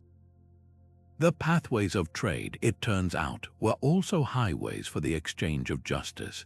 One of the most influential legal systems to travel along these routes was Islamic Sharia law. While often misunderstood in a modern context, its principles regarding commerce were remarkably sophisticated and fair for their time. Islamic law placed a huge emphasis on the sanctity of contract, requiring clear terms and good faith from both parties. It also developed advanced concepts of partnership and credit that were essential for funding long, risky trade journeys. A common arrangement was the Qurad or Mudaraba partnership, where one party provided the capital and another provided the labor and expertise, with profits shared according to a pre-agreed ratio. This was a revolutionary idea that limited the liability of the investor and encouraged entrepreneurial ventures. As Muslim traders established themselves in ports from Zanzibar to Malacca to the Swahili coast, they brought these legal concepts with them. Local rulers, keen to attract such wealthy and well-connected merchants, often adopted and integrated these commercial laws into their own systems, seeing the clear benefit of having a standardized, respected set of rules that would make their markets more attractive to international trade. This created a kind of legal commonwealth that stretched across the Indian Ocean, where a merchant from Baghdad could have a reasonable expectation of how a contract dispute would be resolved in a court in Calicut. Meanwhile, in the Mediterranean and Europe, the ghost of the Roman Empire was providing a different legal foundation for commerce. Although the empire had fallen, its legal legacy, particularly the body of law known as the Corpus Juris Civilis compiled under Emperor Justinian, never completely disappeared. It was preserved in places like the Byzantine Empire and in the libraries of Italian city-states. As these city-states Venice, Genoa, Pisa grew into maritime trading powerhouses, they revived and adapted Roman law to suit their commercial needs. Roman law was prized for its emphasis on private property rights, its detailed rules on sales and contracts, and its logical, written structure. This wasn't about recreating the Roman Empire. It was about using the best legal toolkit available to solve practical problems.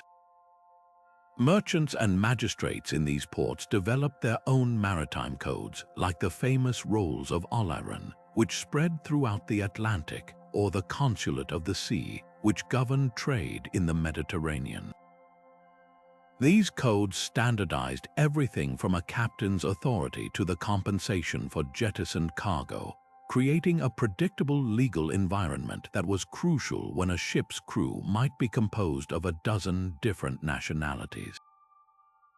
The real magic happened at the crossroads, in the bustling, polyglot port cities where these legal traditions met and melded. A Christian merchant from Genoa might find himself in a dispute with a Muslim trader from Tunis over a damaged shipment of silk. Taking the case to a Genoese court or a Tunisian cadi would likely result in a biased outcome. The solution was the development of special courts designed specifically for foreign merchants. In places like the Islamic world, the Hisba courts, overseen by a mutasib, a market inspector, were tasked with ensuring fair dealing and standards in the marketplace, often applying a blend of local custom and Islamic principle to keep commerce flowing smoothly. In European trading enclaves like the Hanseatic League, merchants developed their own private legal systems to adjudicate disputes among members, relying on arbitration and peer pressure to enforce decisions. This constant interaction and negotiation between different legal systems began to forge a common understanding of what constituted fair play in international business. It led to the development of early concepts of international private law, rules determining which jurisdictions' laws should apply in a cross-border dispute. This was the humble beginning of the complex web of international trade law that governs global commerce today, from the World Trade Organization to standard insurance clauses in shipping contracts. This cross-pollination of legal ideas did more than just facilitate trade. It promoted a broader, more universal idea of fairness and order. When a ruler saw that adopting clear, neutral commercial laws attracted wealth and prosperity to his city, it often encouraged the wider application of these principles. The emphasis on written contracts, reliable witnesses, and transparent dispute resolution seeped from the marketplace into other areas of life, fostering a cultural appreciation for the rule of law over the arbitrary rule of men. The legacy of this great legal exchange is all around us. Every time a multinational corporation signs an agreement governed by Swiss law, or a shipping container is insured under terms developed in London, they are participating in a system that was born centuries ago on the wharves and in the caravanserais of the ancient world. It proves that commerce, for all its focus on profit, has always been a powerful engine for building the frameworks of trust and fairness that allow diverse peoples to not just transact, but to cooperate and thrive together. Perhaps the most intimate and enduring legacy of these ancient trade routes is one we experience every single day, not in a museum or a history book, but on our very own plates. The global movement of food was a quiet, constant revolution, a transformation so complete that we can no longer imagine our national cuisines without the ingredients that traveled thousands of miles to get there. This culinary exchange began with the humblest of staples. Take pasta, a symbol so deeply Italian it feels innate to the culture. Yet its story likely begins in China, where noodles made from millet have been a dietary cornerstone for thousands of years. The knowledge of making these noodles is thought to have traveled west with Mongol traders and Arab merchants, reaching the Mediterranean by the 13th century.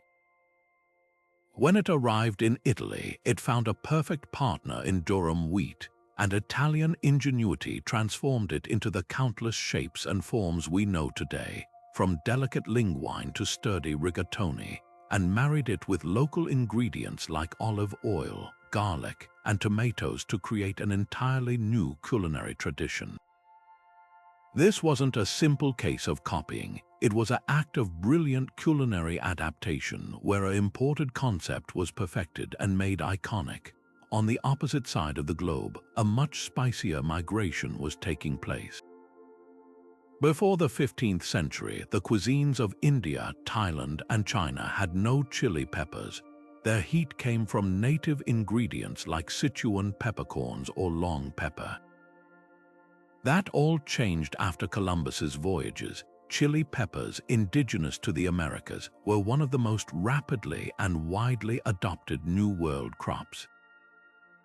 Portuguese traders who controlled key routes in the Indian Ocean were instrumental in their spread, carrying the fiery pods from Brazil to their trading posts in Goa, India, and to ports in Africa and Southeast Asia.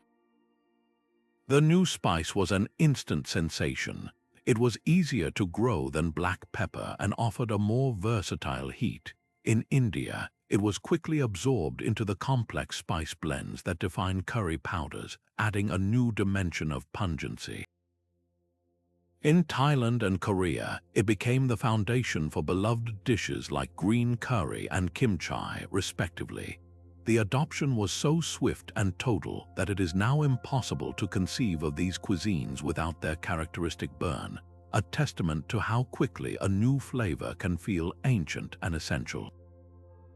Of course, the original engine of the spice trade was the quest for flavors from the East that could preserve and elevate food in the West. For centuries, spices like black pepper, cinnamon, cloves, and nutmeg were worth more than their weight in gold in Europe, not just for their taste but for their ability to mask the flavor of poorly preserved meat.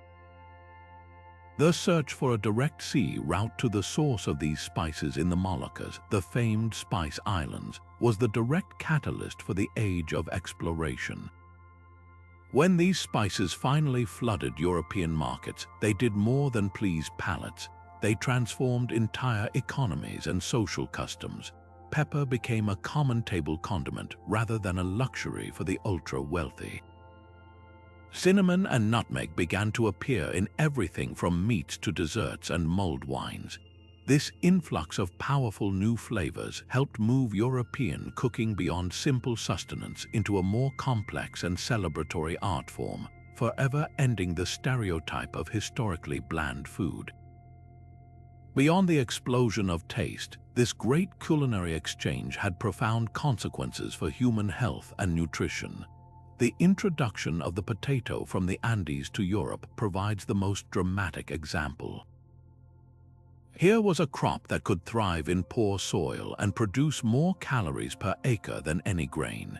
In countries like Ireland and Germany, the potato became a life-saving staple, ending centuries of cyclical famine and supporting a population boom that would later fuel the Industrial Revolution. Similarly, the tomato, another American native, brought a valuable source of vitamins and lycopene to European diets.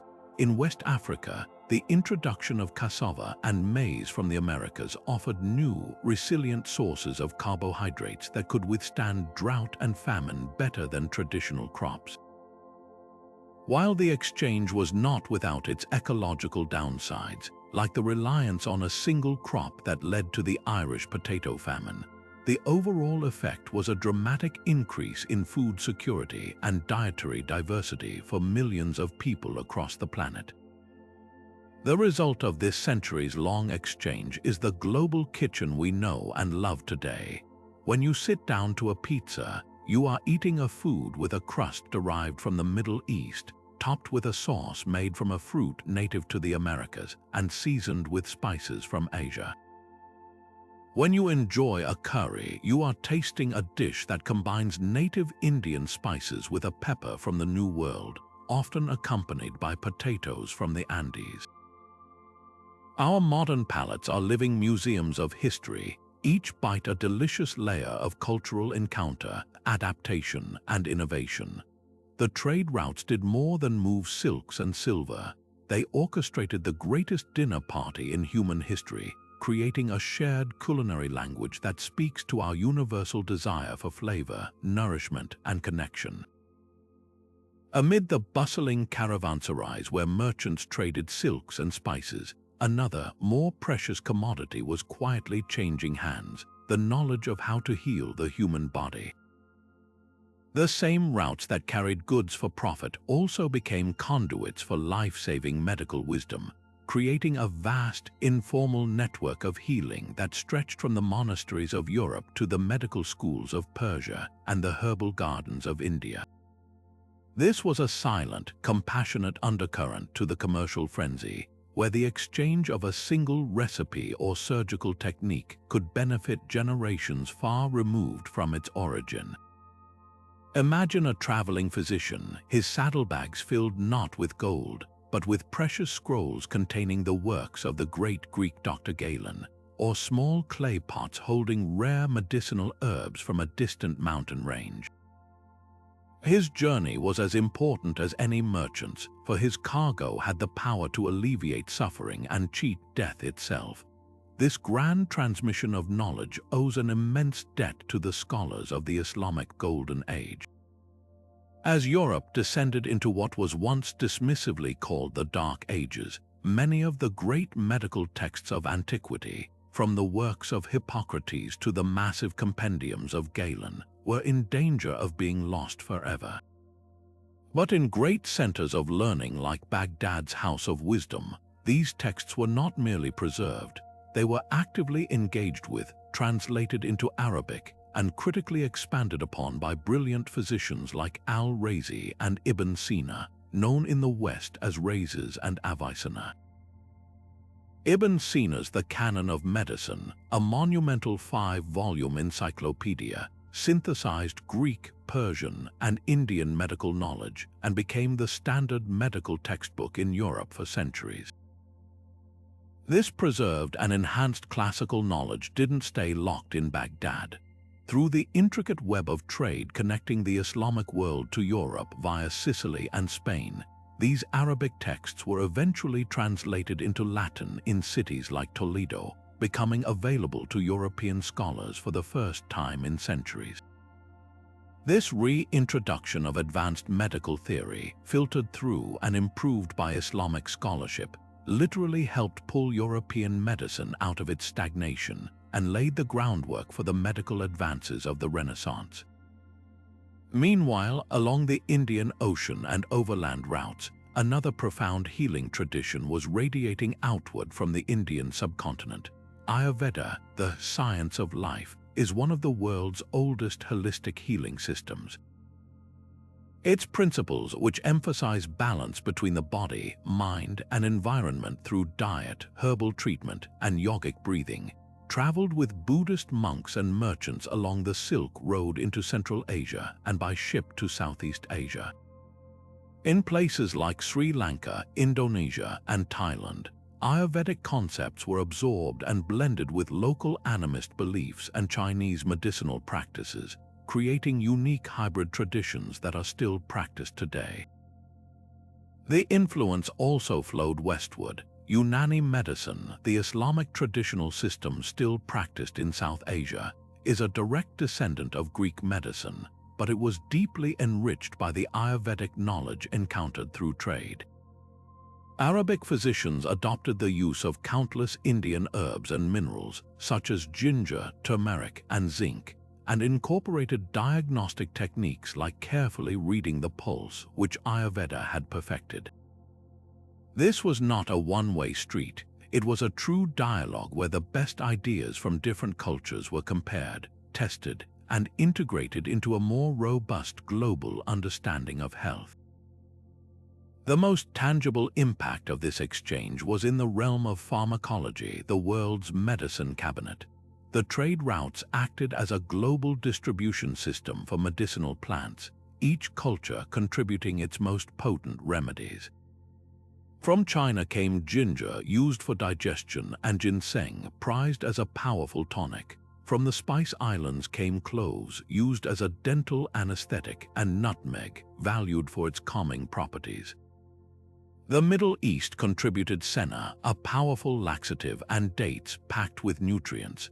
The Americas, after Columbus, would later give the world quinine from the cinchona tree, the first effective treatment for malaria, and cocaine from the coca leaf, used as a local anesthetic. Apothecaries in major trading cities like Alexandria, Venice, and Samarkand became treasure troves of global botany, their shelves lined with jars containing remedies from every known corner of the world. These healers had to become experts not just in local plants, but in the pharmacology of the entire known world, understanding the properties and preparations of hundreds of imported herbs, roots, and resins. This cross-pollination of medical ideas also led to stunning advances in surgery and hospital care. The idea of the modern hospital as a place for treatment and convalescence, rather than just a hospice for the dying, was greatly advanced in the Islamic world. These bimaristans were often funded by charitable endowments from wealthy merchants, a direct result of the prosperity generated by trade. They were organized into separate wards for different diseases, employed staff physicians, and kept detailed records of treatments concepts that would take much longer to develop in Europe. Surgical techniques also improved dramatically through this exchange. Arabic texts, which had absorbed knowledge from India where complex surgeries were performed, described intricate procedures and introduced new, refined surgical instruments made of the finest steel from Damascus. These texts and tools eventually made their way to Europe, raising the standard of surgical practice beyond the crude work of battlefield barbers. The story of medicine on the move is a powerful counter-narrative to the idea that history is solely driven by conflict and greed. It shows that our deepest impulse to care for one another, to share knowledge that can relieve pain and prolong life, also found a way to travel the world's highways, proving that compassion has always been one of history's most enduring and valuable exports. Out on the open ocean, far from any recognizable coastline, the ancient mariners' greatest enemies were not pirates or storms, but disorientation and despair. The success of entire trading empires hinged on a simple, terrifying question: how do you find your way across a featureless expanse of water to a destination you cannot see? This fundamental challenge of maritime trade became one of history's most powerful engines for scientific discovery, pushing human understanding of the heavens and the earth to its absolute limits. The quest for profit literally forced us to navigate the stars, transforming commerce into a catalyst for a golden age of astronomy and innovation that would bind the world together. The master astronomers of this endeavor were the Arab and Persian scholars who dominated the intellectual landscape of the medieval world. Sitting in great observatories from Baghdad to Damascus, they weren't just stargazers, they were precision engineers of the cosmos. They possessed and meticulously studied the star charts of the Greeks and the complex trigonometric calculations of Indian mathematicians, but they were never content to simply preserve this knowledge. They refined it, correcting errors in Ptolemy's ancient texts and making their own groundbreaking observations with astonishingly accurate instruments like the astrolabe and the quadrant. An astrolabe was a handheld work of art, a complex brass model of the sky with rotating discs and finely etched scales that could tell a sailor his latitude by measuring the angle of the sun or a known star above the horizon. But these tools were born in the calm of the observatory. Their true test was on the pitching deck of a dhow in the monsoon-tossed Indian Ocean. Arab navigators took this sophisticated land-based science and adapted it for the brutal practicality of sea travel, creating simplified, more robust versions of these instruments and writing detailed piloting manuals, known as romanes, which combined stellar observations with hard-won knowledge of winds and currents. This fusion of lofty theory and gritty, practical experience made the Indian Ocean a highway of scientific exchange, where a navigator from Oman shared a celestial fix with a shipmaster from Gujarat, each contributing to a collective, cross-cultural map of the heavens. While Arab sailors were perfecting their celestial techniques, a parallel revolution was brewing in China that would forever change the nature of exploration. As early as the Han Dynasty, Chinese scholars had discovered that a piece of magnetite, a naturally magnetic ore, when floated on water in a ladle-like device, would consistently align itself along a north-south axis. This was the birth of the magnetic compass, or the south-pointing fish, as it was first known, initially used for geomancy and land-based feng shui to align buildings harmoniously. Its potential for navigation was quickly realized. By the time of the Song dynasty, the compass had evolved into a magnetized needle mounted on a pivot, often enclosed in a protective box. This technology traveled west, likely through the overland Silk Road or via Indian Ocean traders, reaching the Mediterranean by the 12th century. For European sailors who often battled overcast skies that hid their guiding stars for weeks on end, the compass was nothing short of miraculous. Here was a tool that pointed the way north regardless of weather, time of day, or visibility. It didn't just make navigation more reliable, it made it possible year-round, giving captains the confidence to venture further into the open ocean rather than cautiously hugging the coastlines. This single invention, a byproduct of Chinese spiritual practice, would later enable the daring transoceanic voyages of the Age of Discovery, literally guiding Europe to the Americas. The impact of these tools extended far beyond the ledger books of merchant houses. Every time a navigator took a reading of the stars, he was participating in a vast, global project of cosmic cartography. The need for more accurate charts to reduce shipping errors drove a relentless pursuit of better data. This accumulating knowledge didn't just map trade routes, it expanded the entire human understanding of the planet's geography and our place in the cosmos. The precise measurement of star positions for navigation inadvertently provided the raw data that would later help astronomers like Copernicus and Kepler formulate their models of a sun-centered solar system. The quest to build a better clock to solve the problem of calculating longitude at sea would eventually lead to breakthroughs in precision engineering and timekeeping that are the direct ancestors of our modern watchmaking and GPS satellites. The line between the practical and the theoretical was beautifully blurred. A ship captain concerned only with the price of pepper in Lisbon was, through the act of his voyage, contributing to a revolution in fundamental science. His commercial journey helped refine the measurements that would prove the Earth was round, calculate its circumference with greater accuracy, and ultimately create a truly global worldview. The trade routes, in their relentless demand for better, faster, and safer travel, became an unstoppable force for innovation, proving that the desire for material connection could elevate the human spirit to reach for the stars, forever changing our relationship with the heavens and the sea. For centuries, the social order of the medieval world seemed as fixed and unchanging as the stars in the sky.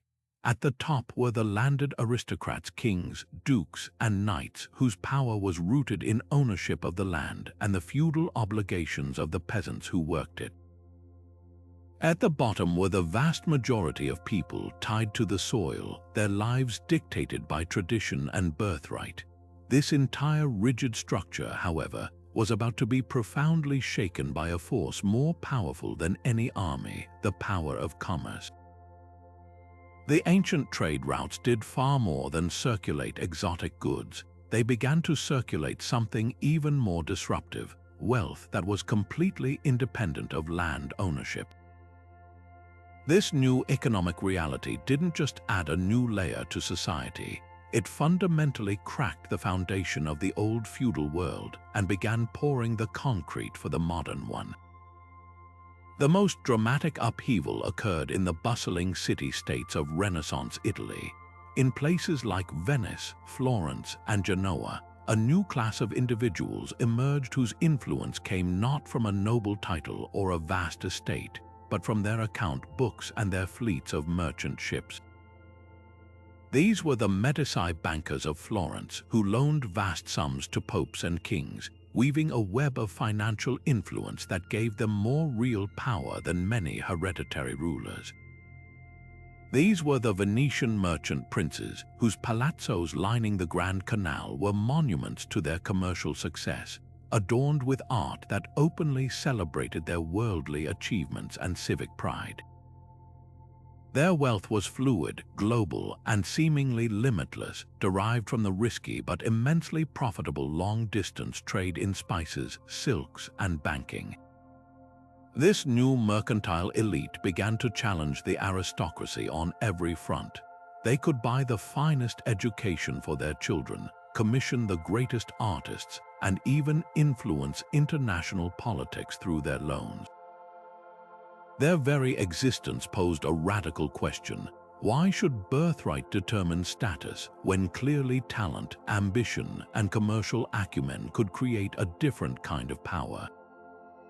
This wasn't just a shift in who had money. It was a revolution in the very idea of what constituted worth and status in society. A similar, though distinct, transformation was unfolding under the Saharan sun, where the gold trade created empires of unparalleled wealth and sophistication. In West Africa, the empires of Ghana and later Mali were not built on land-based feudalism, but on their absolute control over the Trans-Saharan trade routes. The ruler, or Mansa, certainly held ultimate authority, but his power was intrinsically linked to and bolstered by a powerful class of merchants and scholarly administrators. These traders, who managed the flow of gold north and salt and manufactured goods south, accumulated enormous fortunes and significant social prestige. The legendary pilgrimage of Mansa Musa to Mecca in the 14th century is the ultimate testament to this system.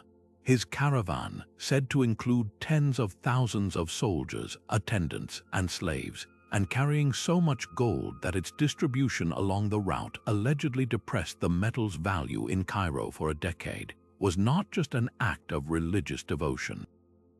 It was a calculated display of economic power on a global stage, a statement that West Africa was a central player in the medieval world economy. The wealth from trade empowered these rulers to build magnificent cities like Timbuktu, with its renowned universities and libraries, creating a social structure where learning and commerce were pathways to influence, challenging simpler notions of hierarchy based solely on lineage or military might. This newfound social mobility, however, was a double-edged sword. The rising merchant class, flush with new wealth, inevitably came into conflict with the old landed aristocracy, who viewed these new men with a mixture of contempt and anxiety. In Europe, this tension often played out in urban politics, with merchant guilds demanding a say in city governance and challenging the privileges of the noble class. It also led to sumptuary laws, desperate attempts by the aristocracy to legislate their social superiority by foregoing merchants from wearing certain expensive fabrics or jewels, a clear sign that their traditional status was under threat. Furthermore, the very nature of commercial wealth could be deeply destabilizing. While a bad harvest could cripple a feudal lord's income, a merchant's entire fortune could be wiped out by a single storm sinking a ship or a market glut. This created a society with the potential for both rapid ascent and catastrophic fall, a volatility that stood in stark contrast to the slow, predictable rhythms of agrarian life. The trade routes, therefore, didn't just create a new elite, they injected a new and often stressful dynamism into the social order, where individual ambition could now rewrite a person's destiny for better or for worse. The ultimate legacy of this social rearrangement is the economic world we inhabit today. The merchant class, with its focus on liquid capital, profit reinvestment, and long-distance networks, pioneered the very principles of modern capitalism. They developed sophisticated financial instruments like letters of credit, insurance, and double-entry bookkeeping to manage the complexities of their far-flung enterprises. This shift from a land-based economy to a money-based economy gradually eroded the feudal system's core, replacing obligations of service with contracts and wages. The old world, where your place was determined by the land you were born on, was giving way to a new world where your place could be determined by the deals you could make in a distant port. The pathways of commerce, in their relentless flow, did more than transport silks and spices. They carried the seeds of a social revolution, redistributing power from the castle to the counting house and setting the stage for the interconnected, market-driven global society we know today. Yet this relentless movement of goods and people did more than just rearrange the human world. It began to quietly and often brutally rearrange the natural world itself.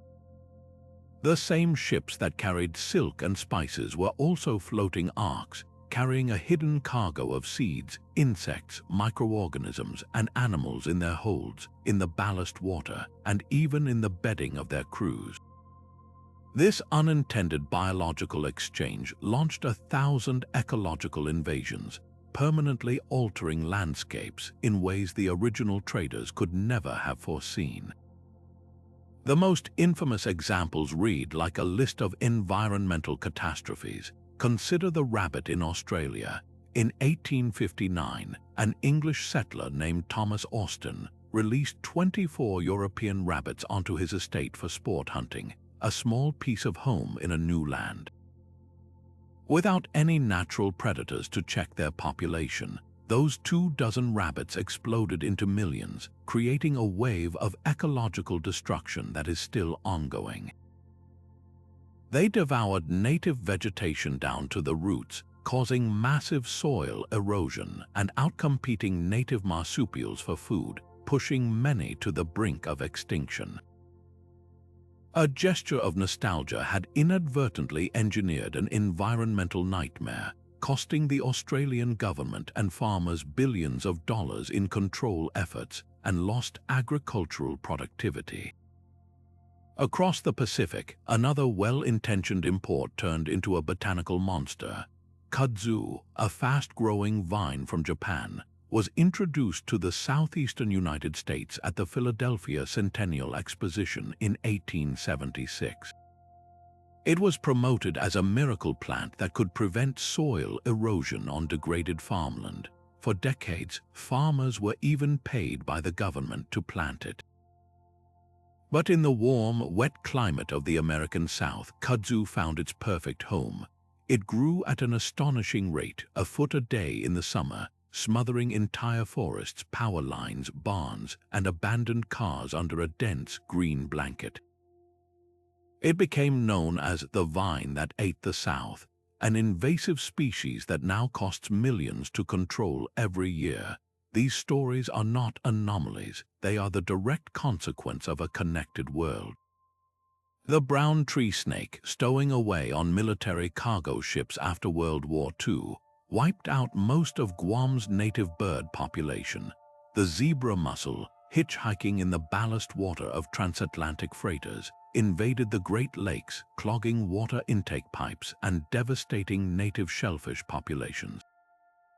Each trade route became a potential vector for ecological chaos, demonstrating that the globalization of biology could be as disruptive as the globalization of culture or economy. The environmental impact was not limited to invasive species. The very infrastructure of trade demanded a massive toll on the planet's resources. To build the vast merchant fleets that plied the Indian Ocean and the Atlantic, entire forests were felled. The great teakwood forests of Southeast Asia were heavily depleted to build European and Arab ships. The demand for naval stores, tar, pitch, and timber for the wooden navies of Europe led to widespread deforestation across Scandinavia and the Baltic region. On land, the hunger for trade goods drove destructive mining practices. The silver mines of Potosi in modern-day Bolivia, which bankrolled the Spanish Empire for centuries, required vast amounts of timber for support beams and fuel for smelting. denuding the surrounding mountainsides and leading to catastrophic erosion. The quest for gold, gems, and other minerals scarred landscapes and polluted waterways with mercury and other toxic byproducts, leaving a legacy of environmental damage that persists in many mining regions today. Yet, amidst this story of ecological disruption, there is a quieter, more hopeful narrative of environmental wisdom also being exchanged. Trade routes were not just conduits for exploitation.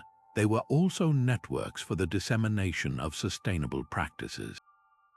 Persian engineers developed incredibly sophisticated systems for managing water in arid environments, building underground aqueducts known as qanats that tapped into groundwater and transported it for miles without losing a drop to evaporation.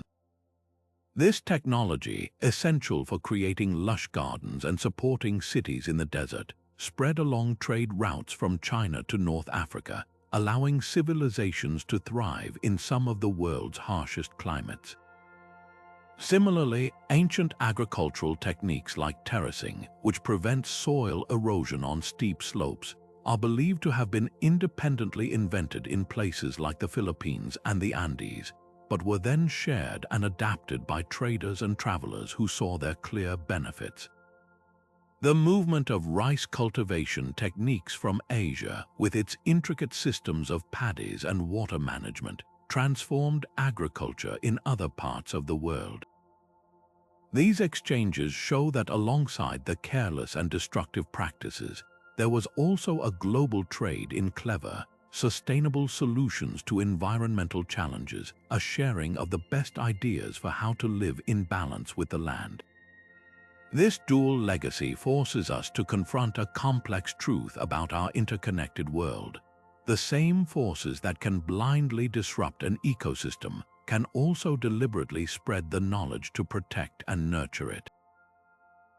The environmental history of trade is a mirror held up to our own modern dilemma. Today, we grapple with the global consequences of climate change, plastic pollution in our oceans, and the loss of biodiversity, all accelerated by our hyper-globalized economy. These are the direct descendants of the rabbit in Australia and the deforested mountains of Potosi. But we are also witnessing a global exchange of green technology, from solar panels to electric vehicles, and a worldwide movement of environmental consciousness and conservation strategies.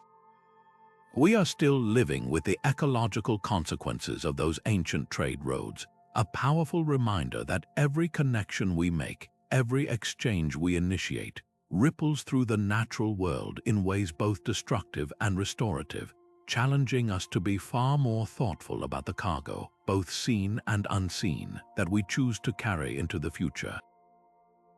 Yet for all the cultural and intellectual riches it carried, the shadow side of global connection was growing longer and far darker.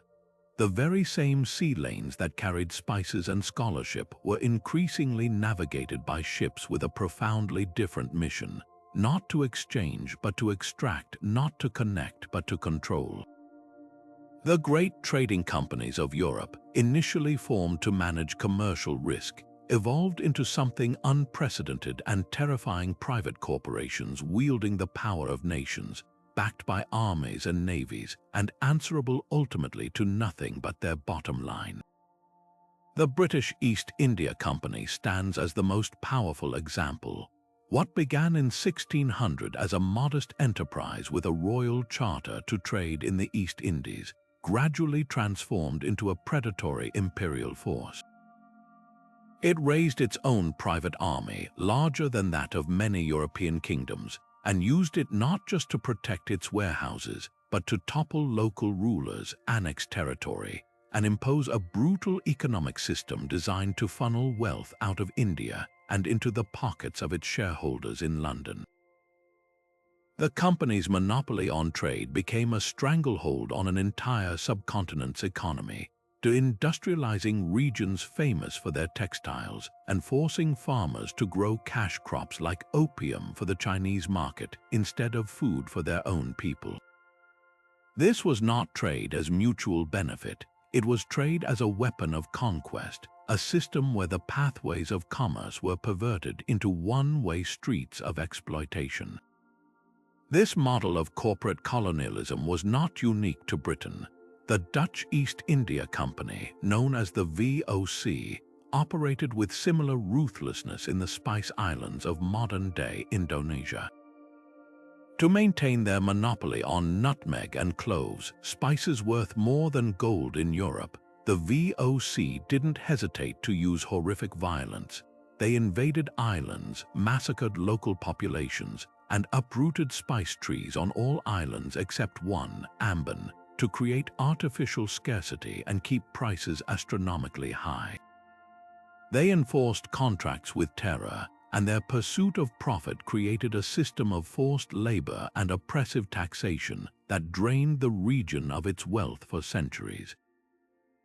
These companies were the vanguard of a new kind of empire, one where the flag followed the trade, and the language of business masked the reality of military occupation and economic vampirism. The trade routes, once a web of mutual exchange, were being reforged into chains, but oppression, no matter how powerful, inevitably breeds its own antithesis. The same ships that brought colonial administrators and gunboats also carried, hidden in their cargo holds and in the minds of their passengers, the very ideas that would be used to dismantle the colonial project. European education, often imposed to create a class of compliant local clerks and bureaucrats, had an unintended consequence.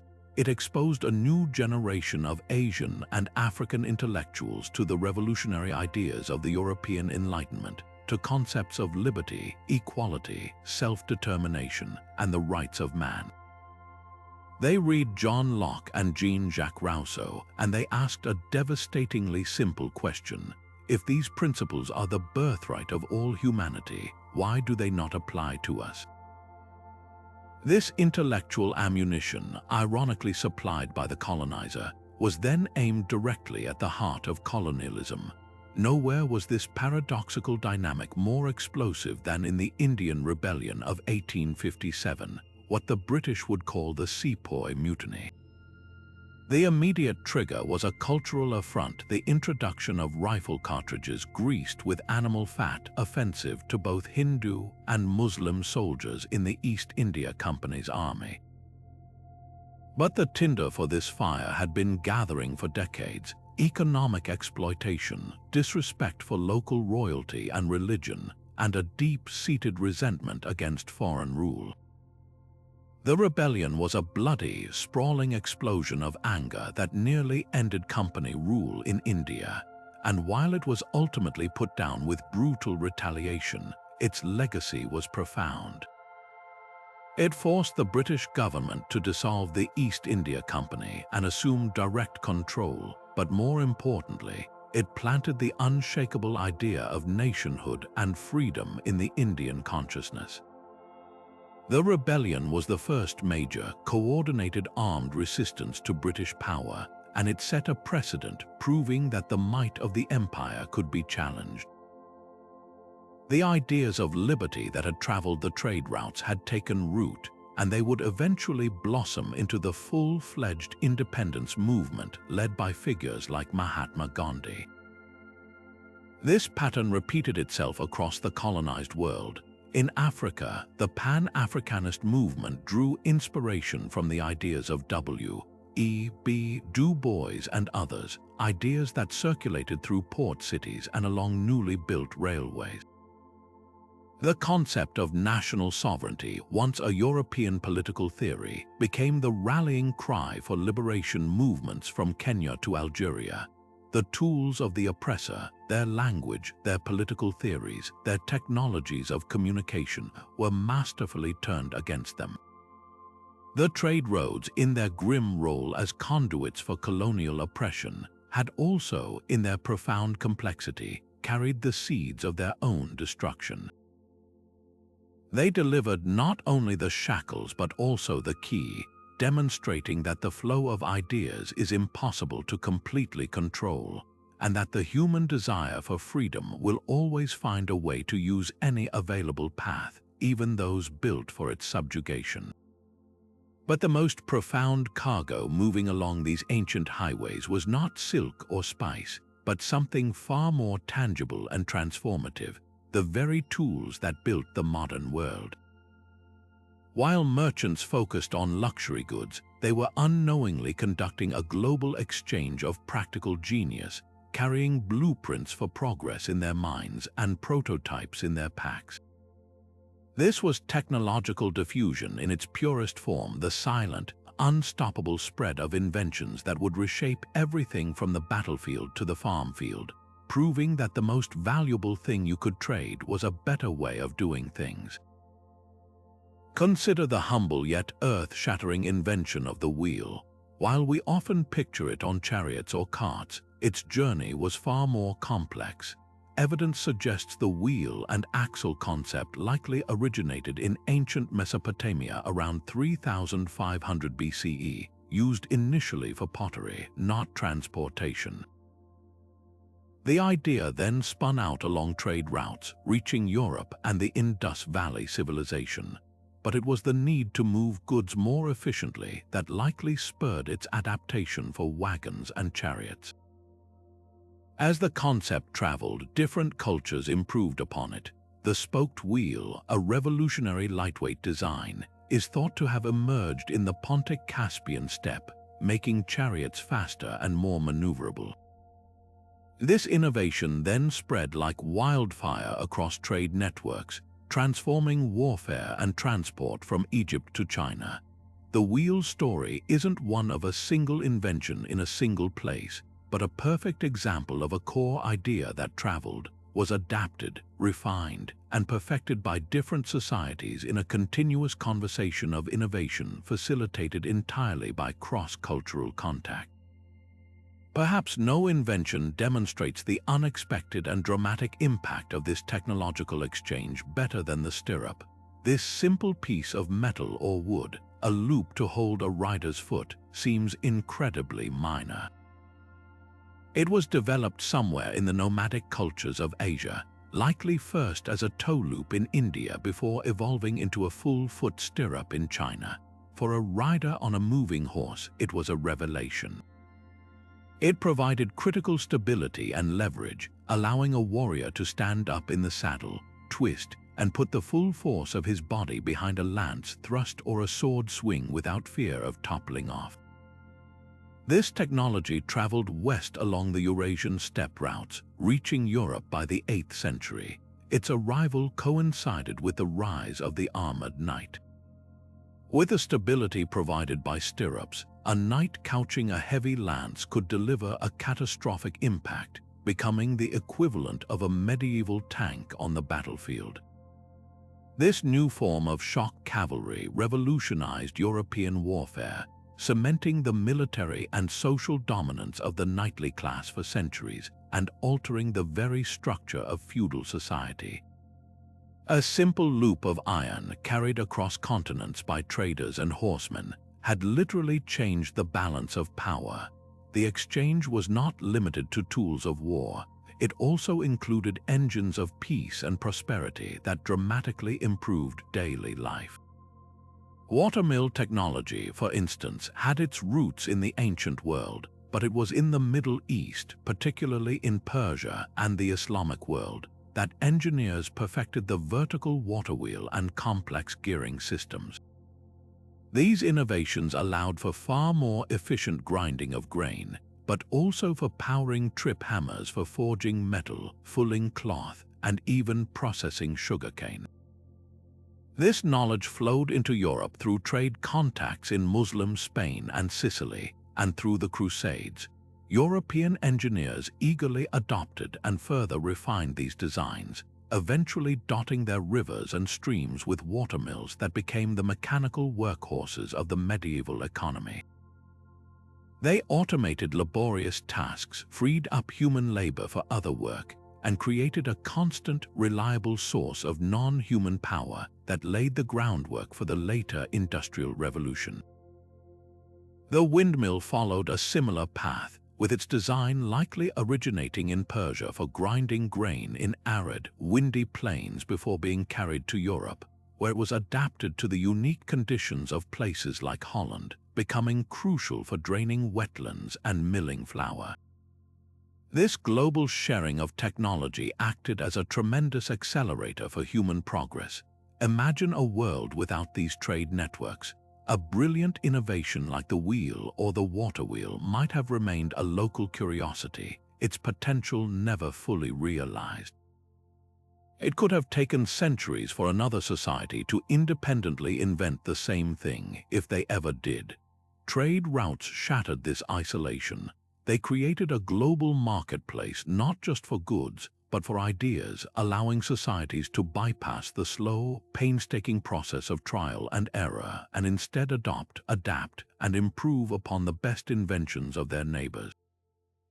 A farmer in France didn't need to understand the physics of gearing to benefit from a Persian-inspired watermill. He just needed to see one working. A knight in Germany didn't need to invent the stirrup. He just needed to acquire one and experience the transformative difference it made. This process of technological diffusion meant that progress was no longer a solitary climb for each civilization, but a collective effort, with each culture contributing its unique piece to the puzzle of human advancement. The pathways of commerce ensured that a breakthrough in one corner of the globe could, in time, become a blessing for all, underscoring the profound truth that when we share our tools, we ultimately share in our collective progress. Yet some of the most stunning artistic fusions were fired in kilns and shaped by hand. For centuries, Chinese potters held a near-mythical status, their secret techniques for producing flawless, translucent porcelain, the most closely guarded treasure on the Silk Road. This delicate, ringing ceramic, known as white gold in Europe, was an object of obsession for rulers and merchants alike. But secrets, especially ones as beautiful as this, are impossible to contain forever. Through trade, both the finished porcelain and the knowledge of how to make it began to seep westward. In the Islamic world, particularly in Persia, potters encountered these exquisite Chinese wares and were utterly captivated. They didn't simply imitate, they embarked on a centuries-long artistic dialogue. Persian artisans had already mastered the art of tin-glazed earthenware, producing vibrant tiles and vessels with brilliant opaque white surfaces perfect for painting. They began to adopt Chinese motifs, the sinuous phoenix, the delicate lotus flower, the winding tendrils of floral scrolls, but they rendered them with their own distinctive palette of cobalt blue, turquoise, and emerald green, and framed them within the intricate geometric patterns beloved in Islamic art. The result was a breathtaking hybrid style, a Persian ceramic that spoke with a Chinese visual vocabulary, created for patrons who saw themselves as part of a sophisticated, interconnected world. This conversation continued its journey into Europe, when Venetian merchants finally managed to acquire the technical secrets of porcelain making in the 18th century. The factories they established, like the famed Mason in Germany, didn't just produce copies of Ming vases. They began crafting pieces that reflected this entire history of exchange porcelain teapots adorned with chinoiserie scenes imagined by European artists who had never set foot in Asia, alongside serving platters that blended Rococo elegance with patterns inspired by Ottoman Iznik tiles. A single dinner service ordered by a European aristocrat could tell the story of a 1,000-year artistic conversation, its designs a layered map of cultural influence and borrowed beauty. The humble clay, shaped and glazed and traded across continents, became a canvas for the world's collective imagination, proving that art is never created in a vacuum, but is instead a constant and glorious process of sharing, adapting, and reinventing the familiar into something wondrously new. So as we reach the end of this journey across deserts and oceans, it becomes strikingly clear that we are not looking at a closed chapter in a history book. We are looking in a mirror, The world we live in today, with its dizzying connectivity and complex challenges, is not a sudden invention of the modern era. It is the direct descendant, the logical outcome of those ancient trade roads.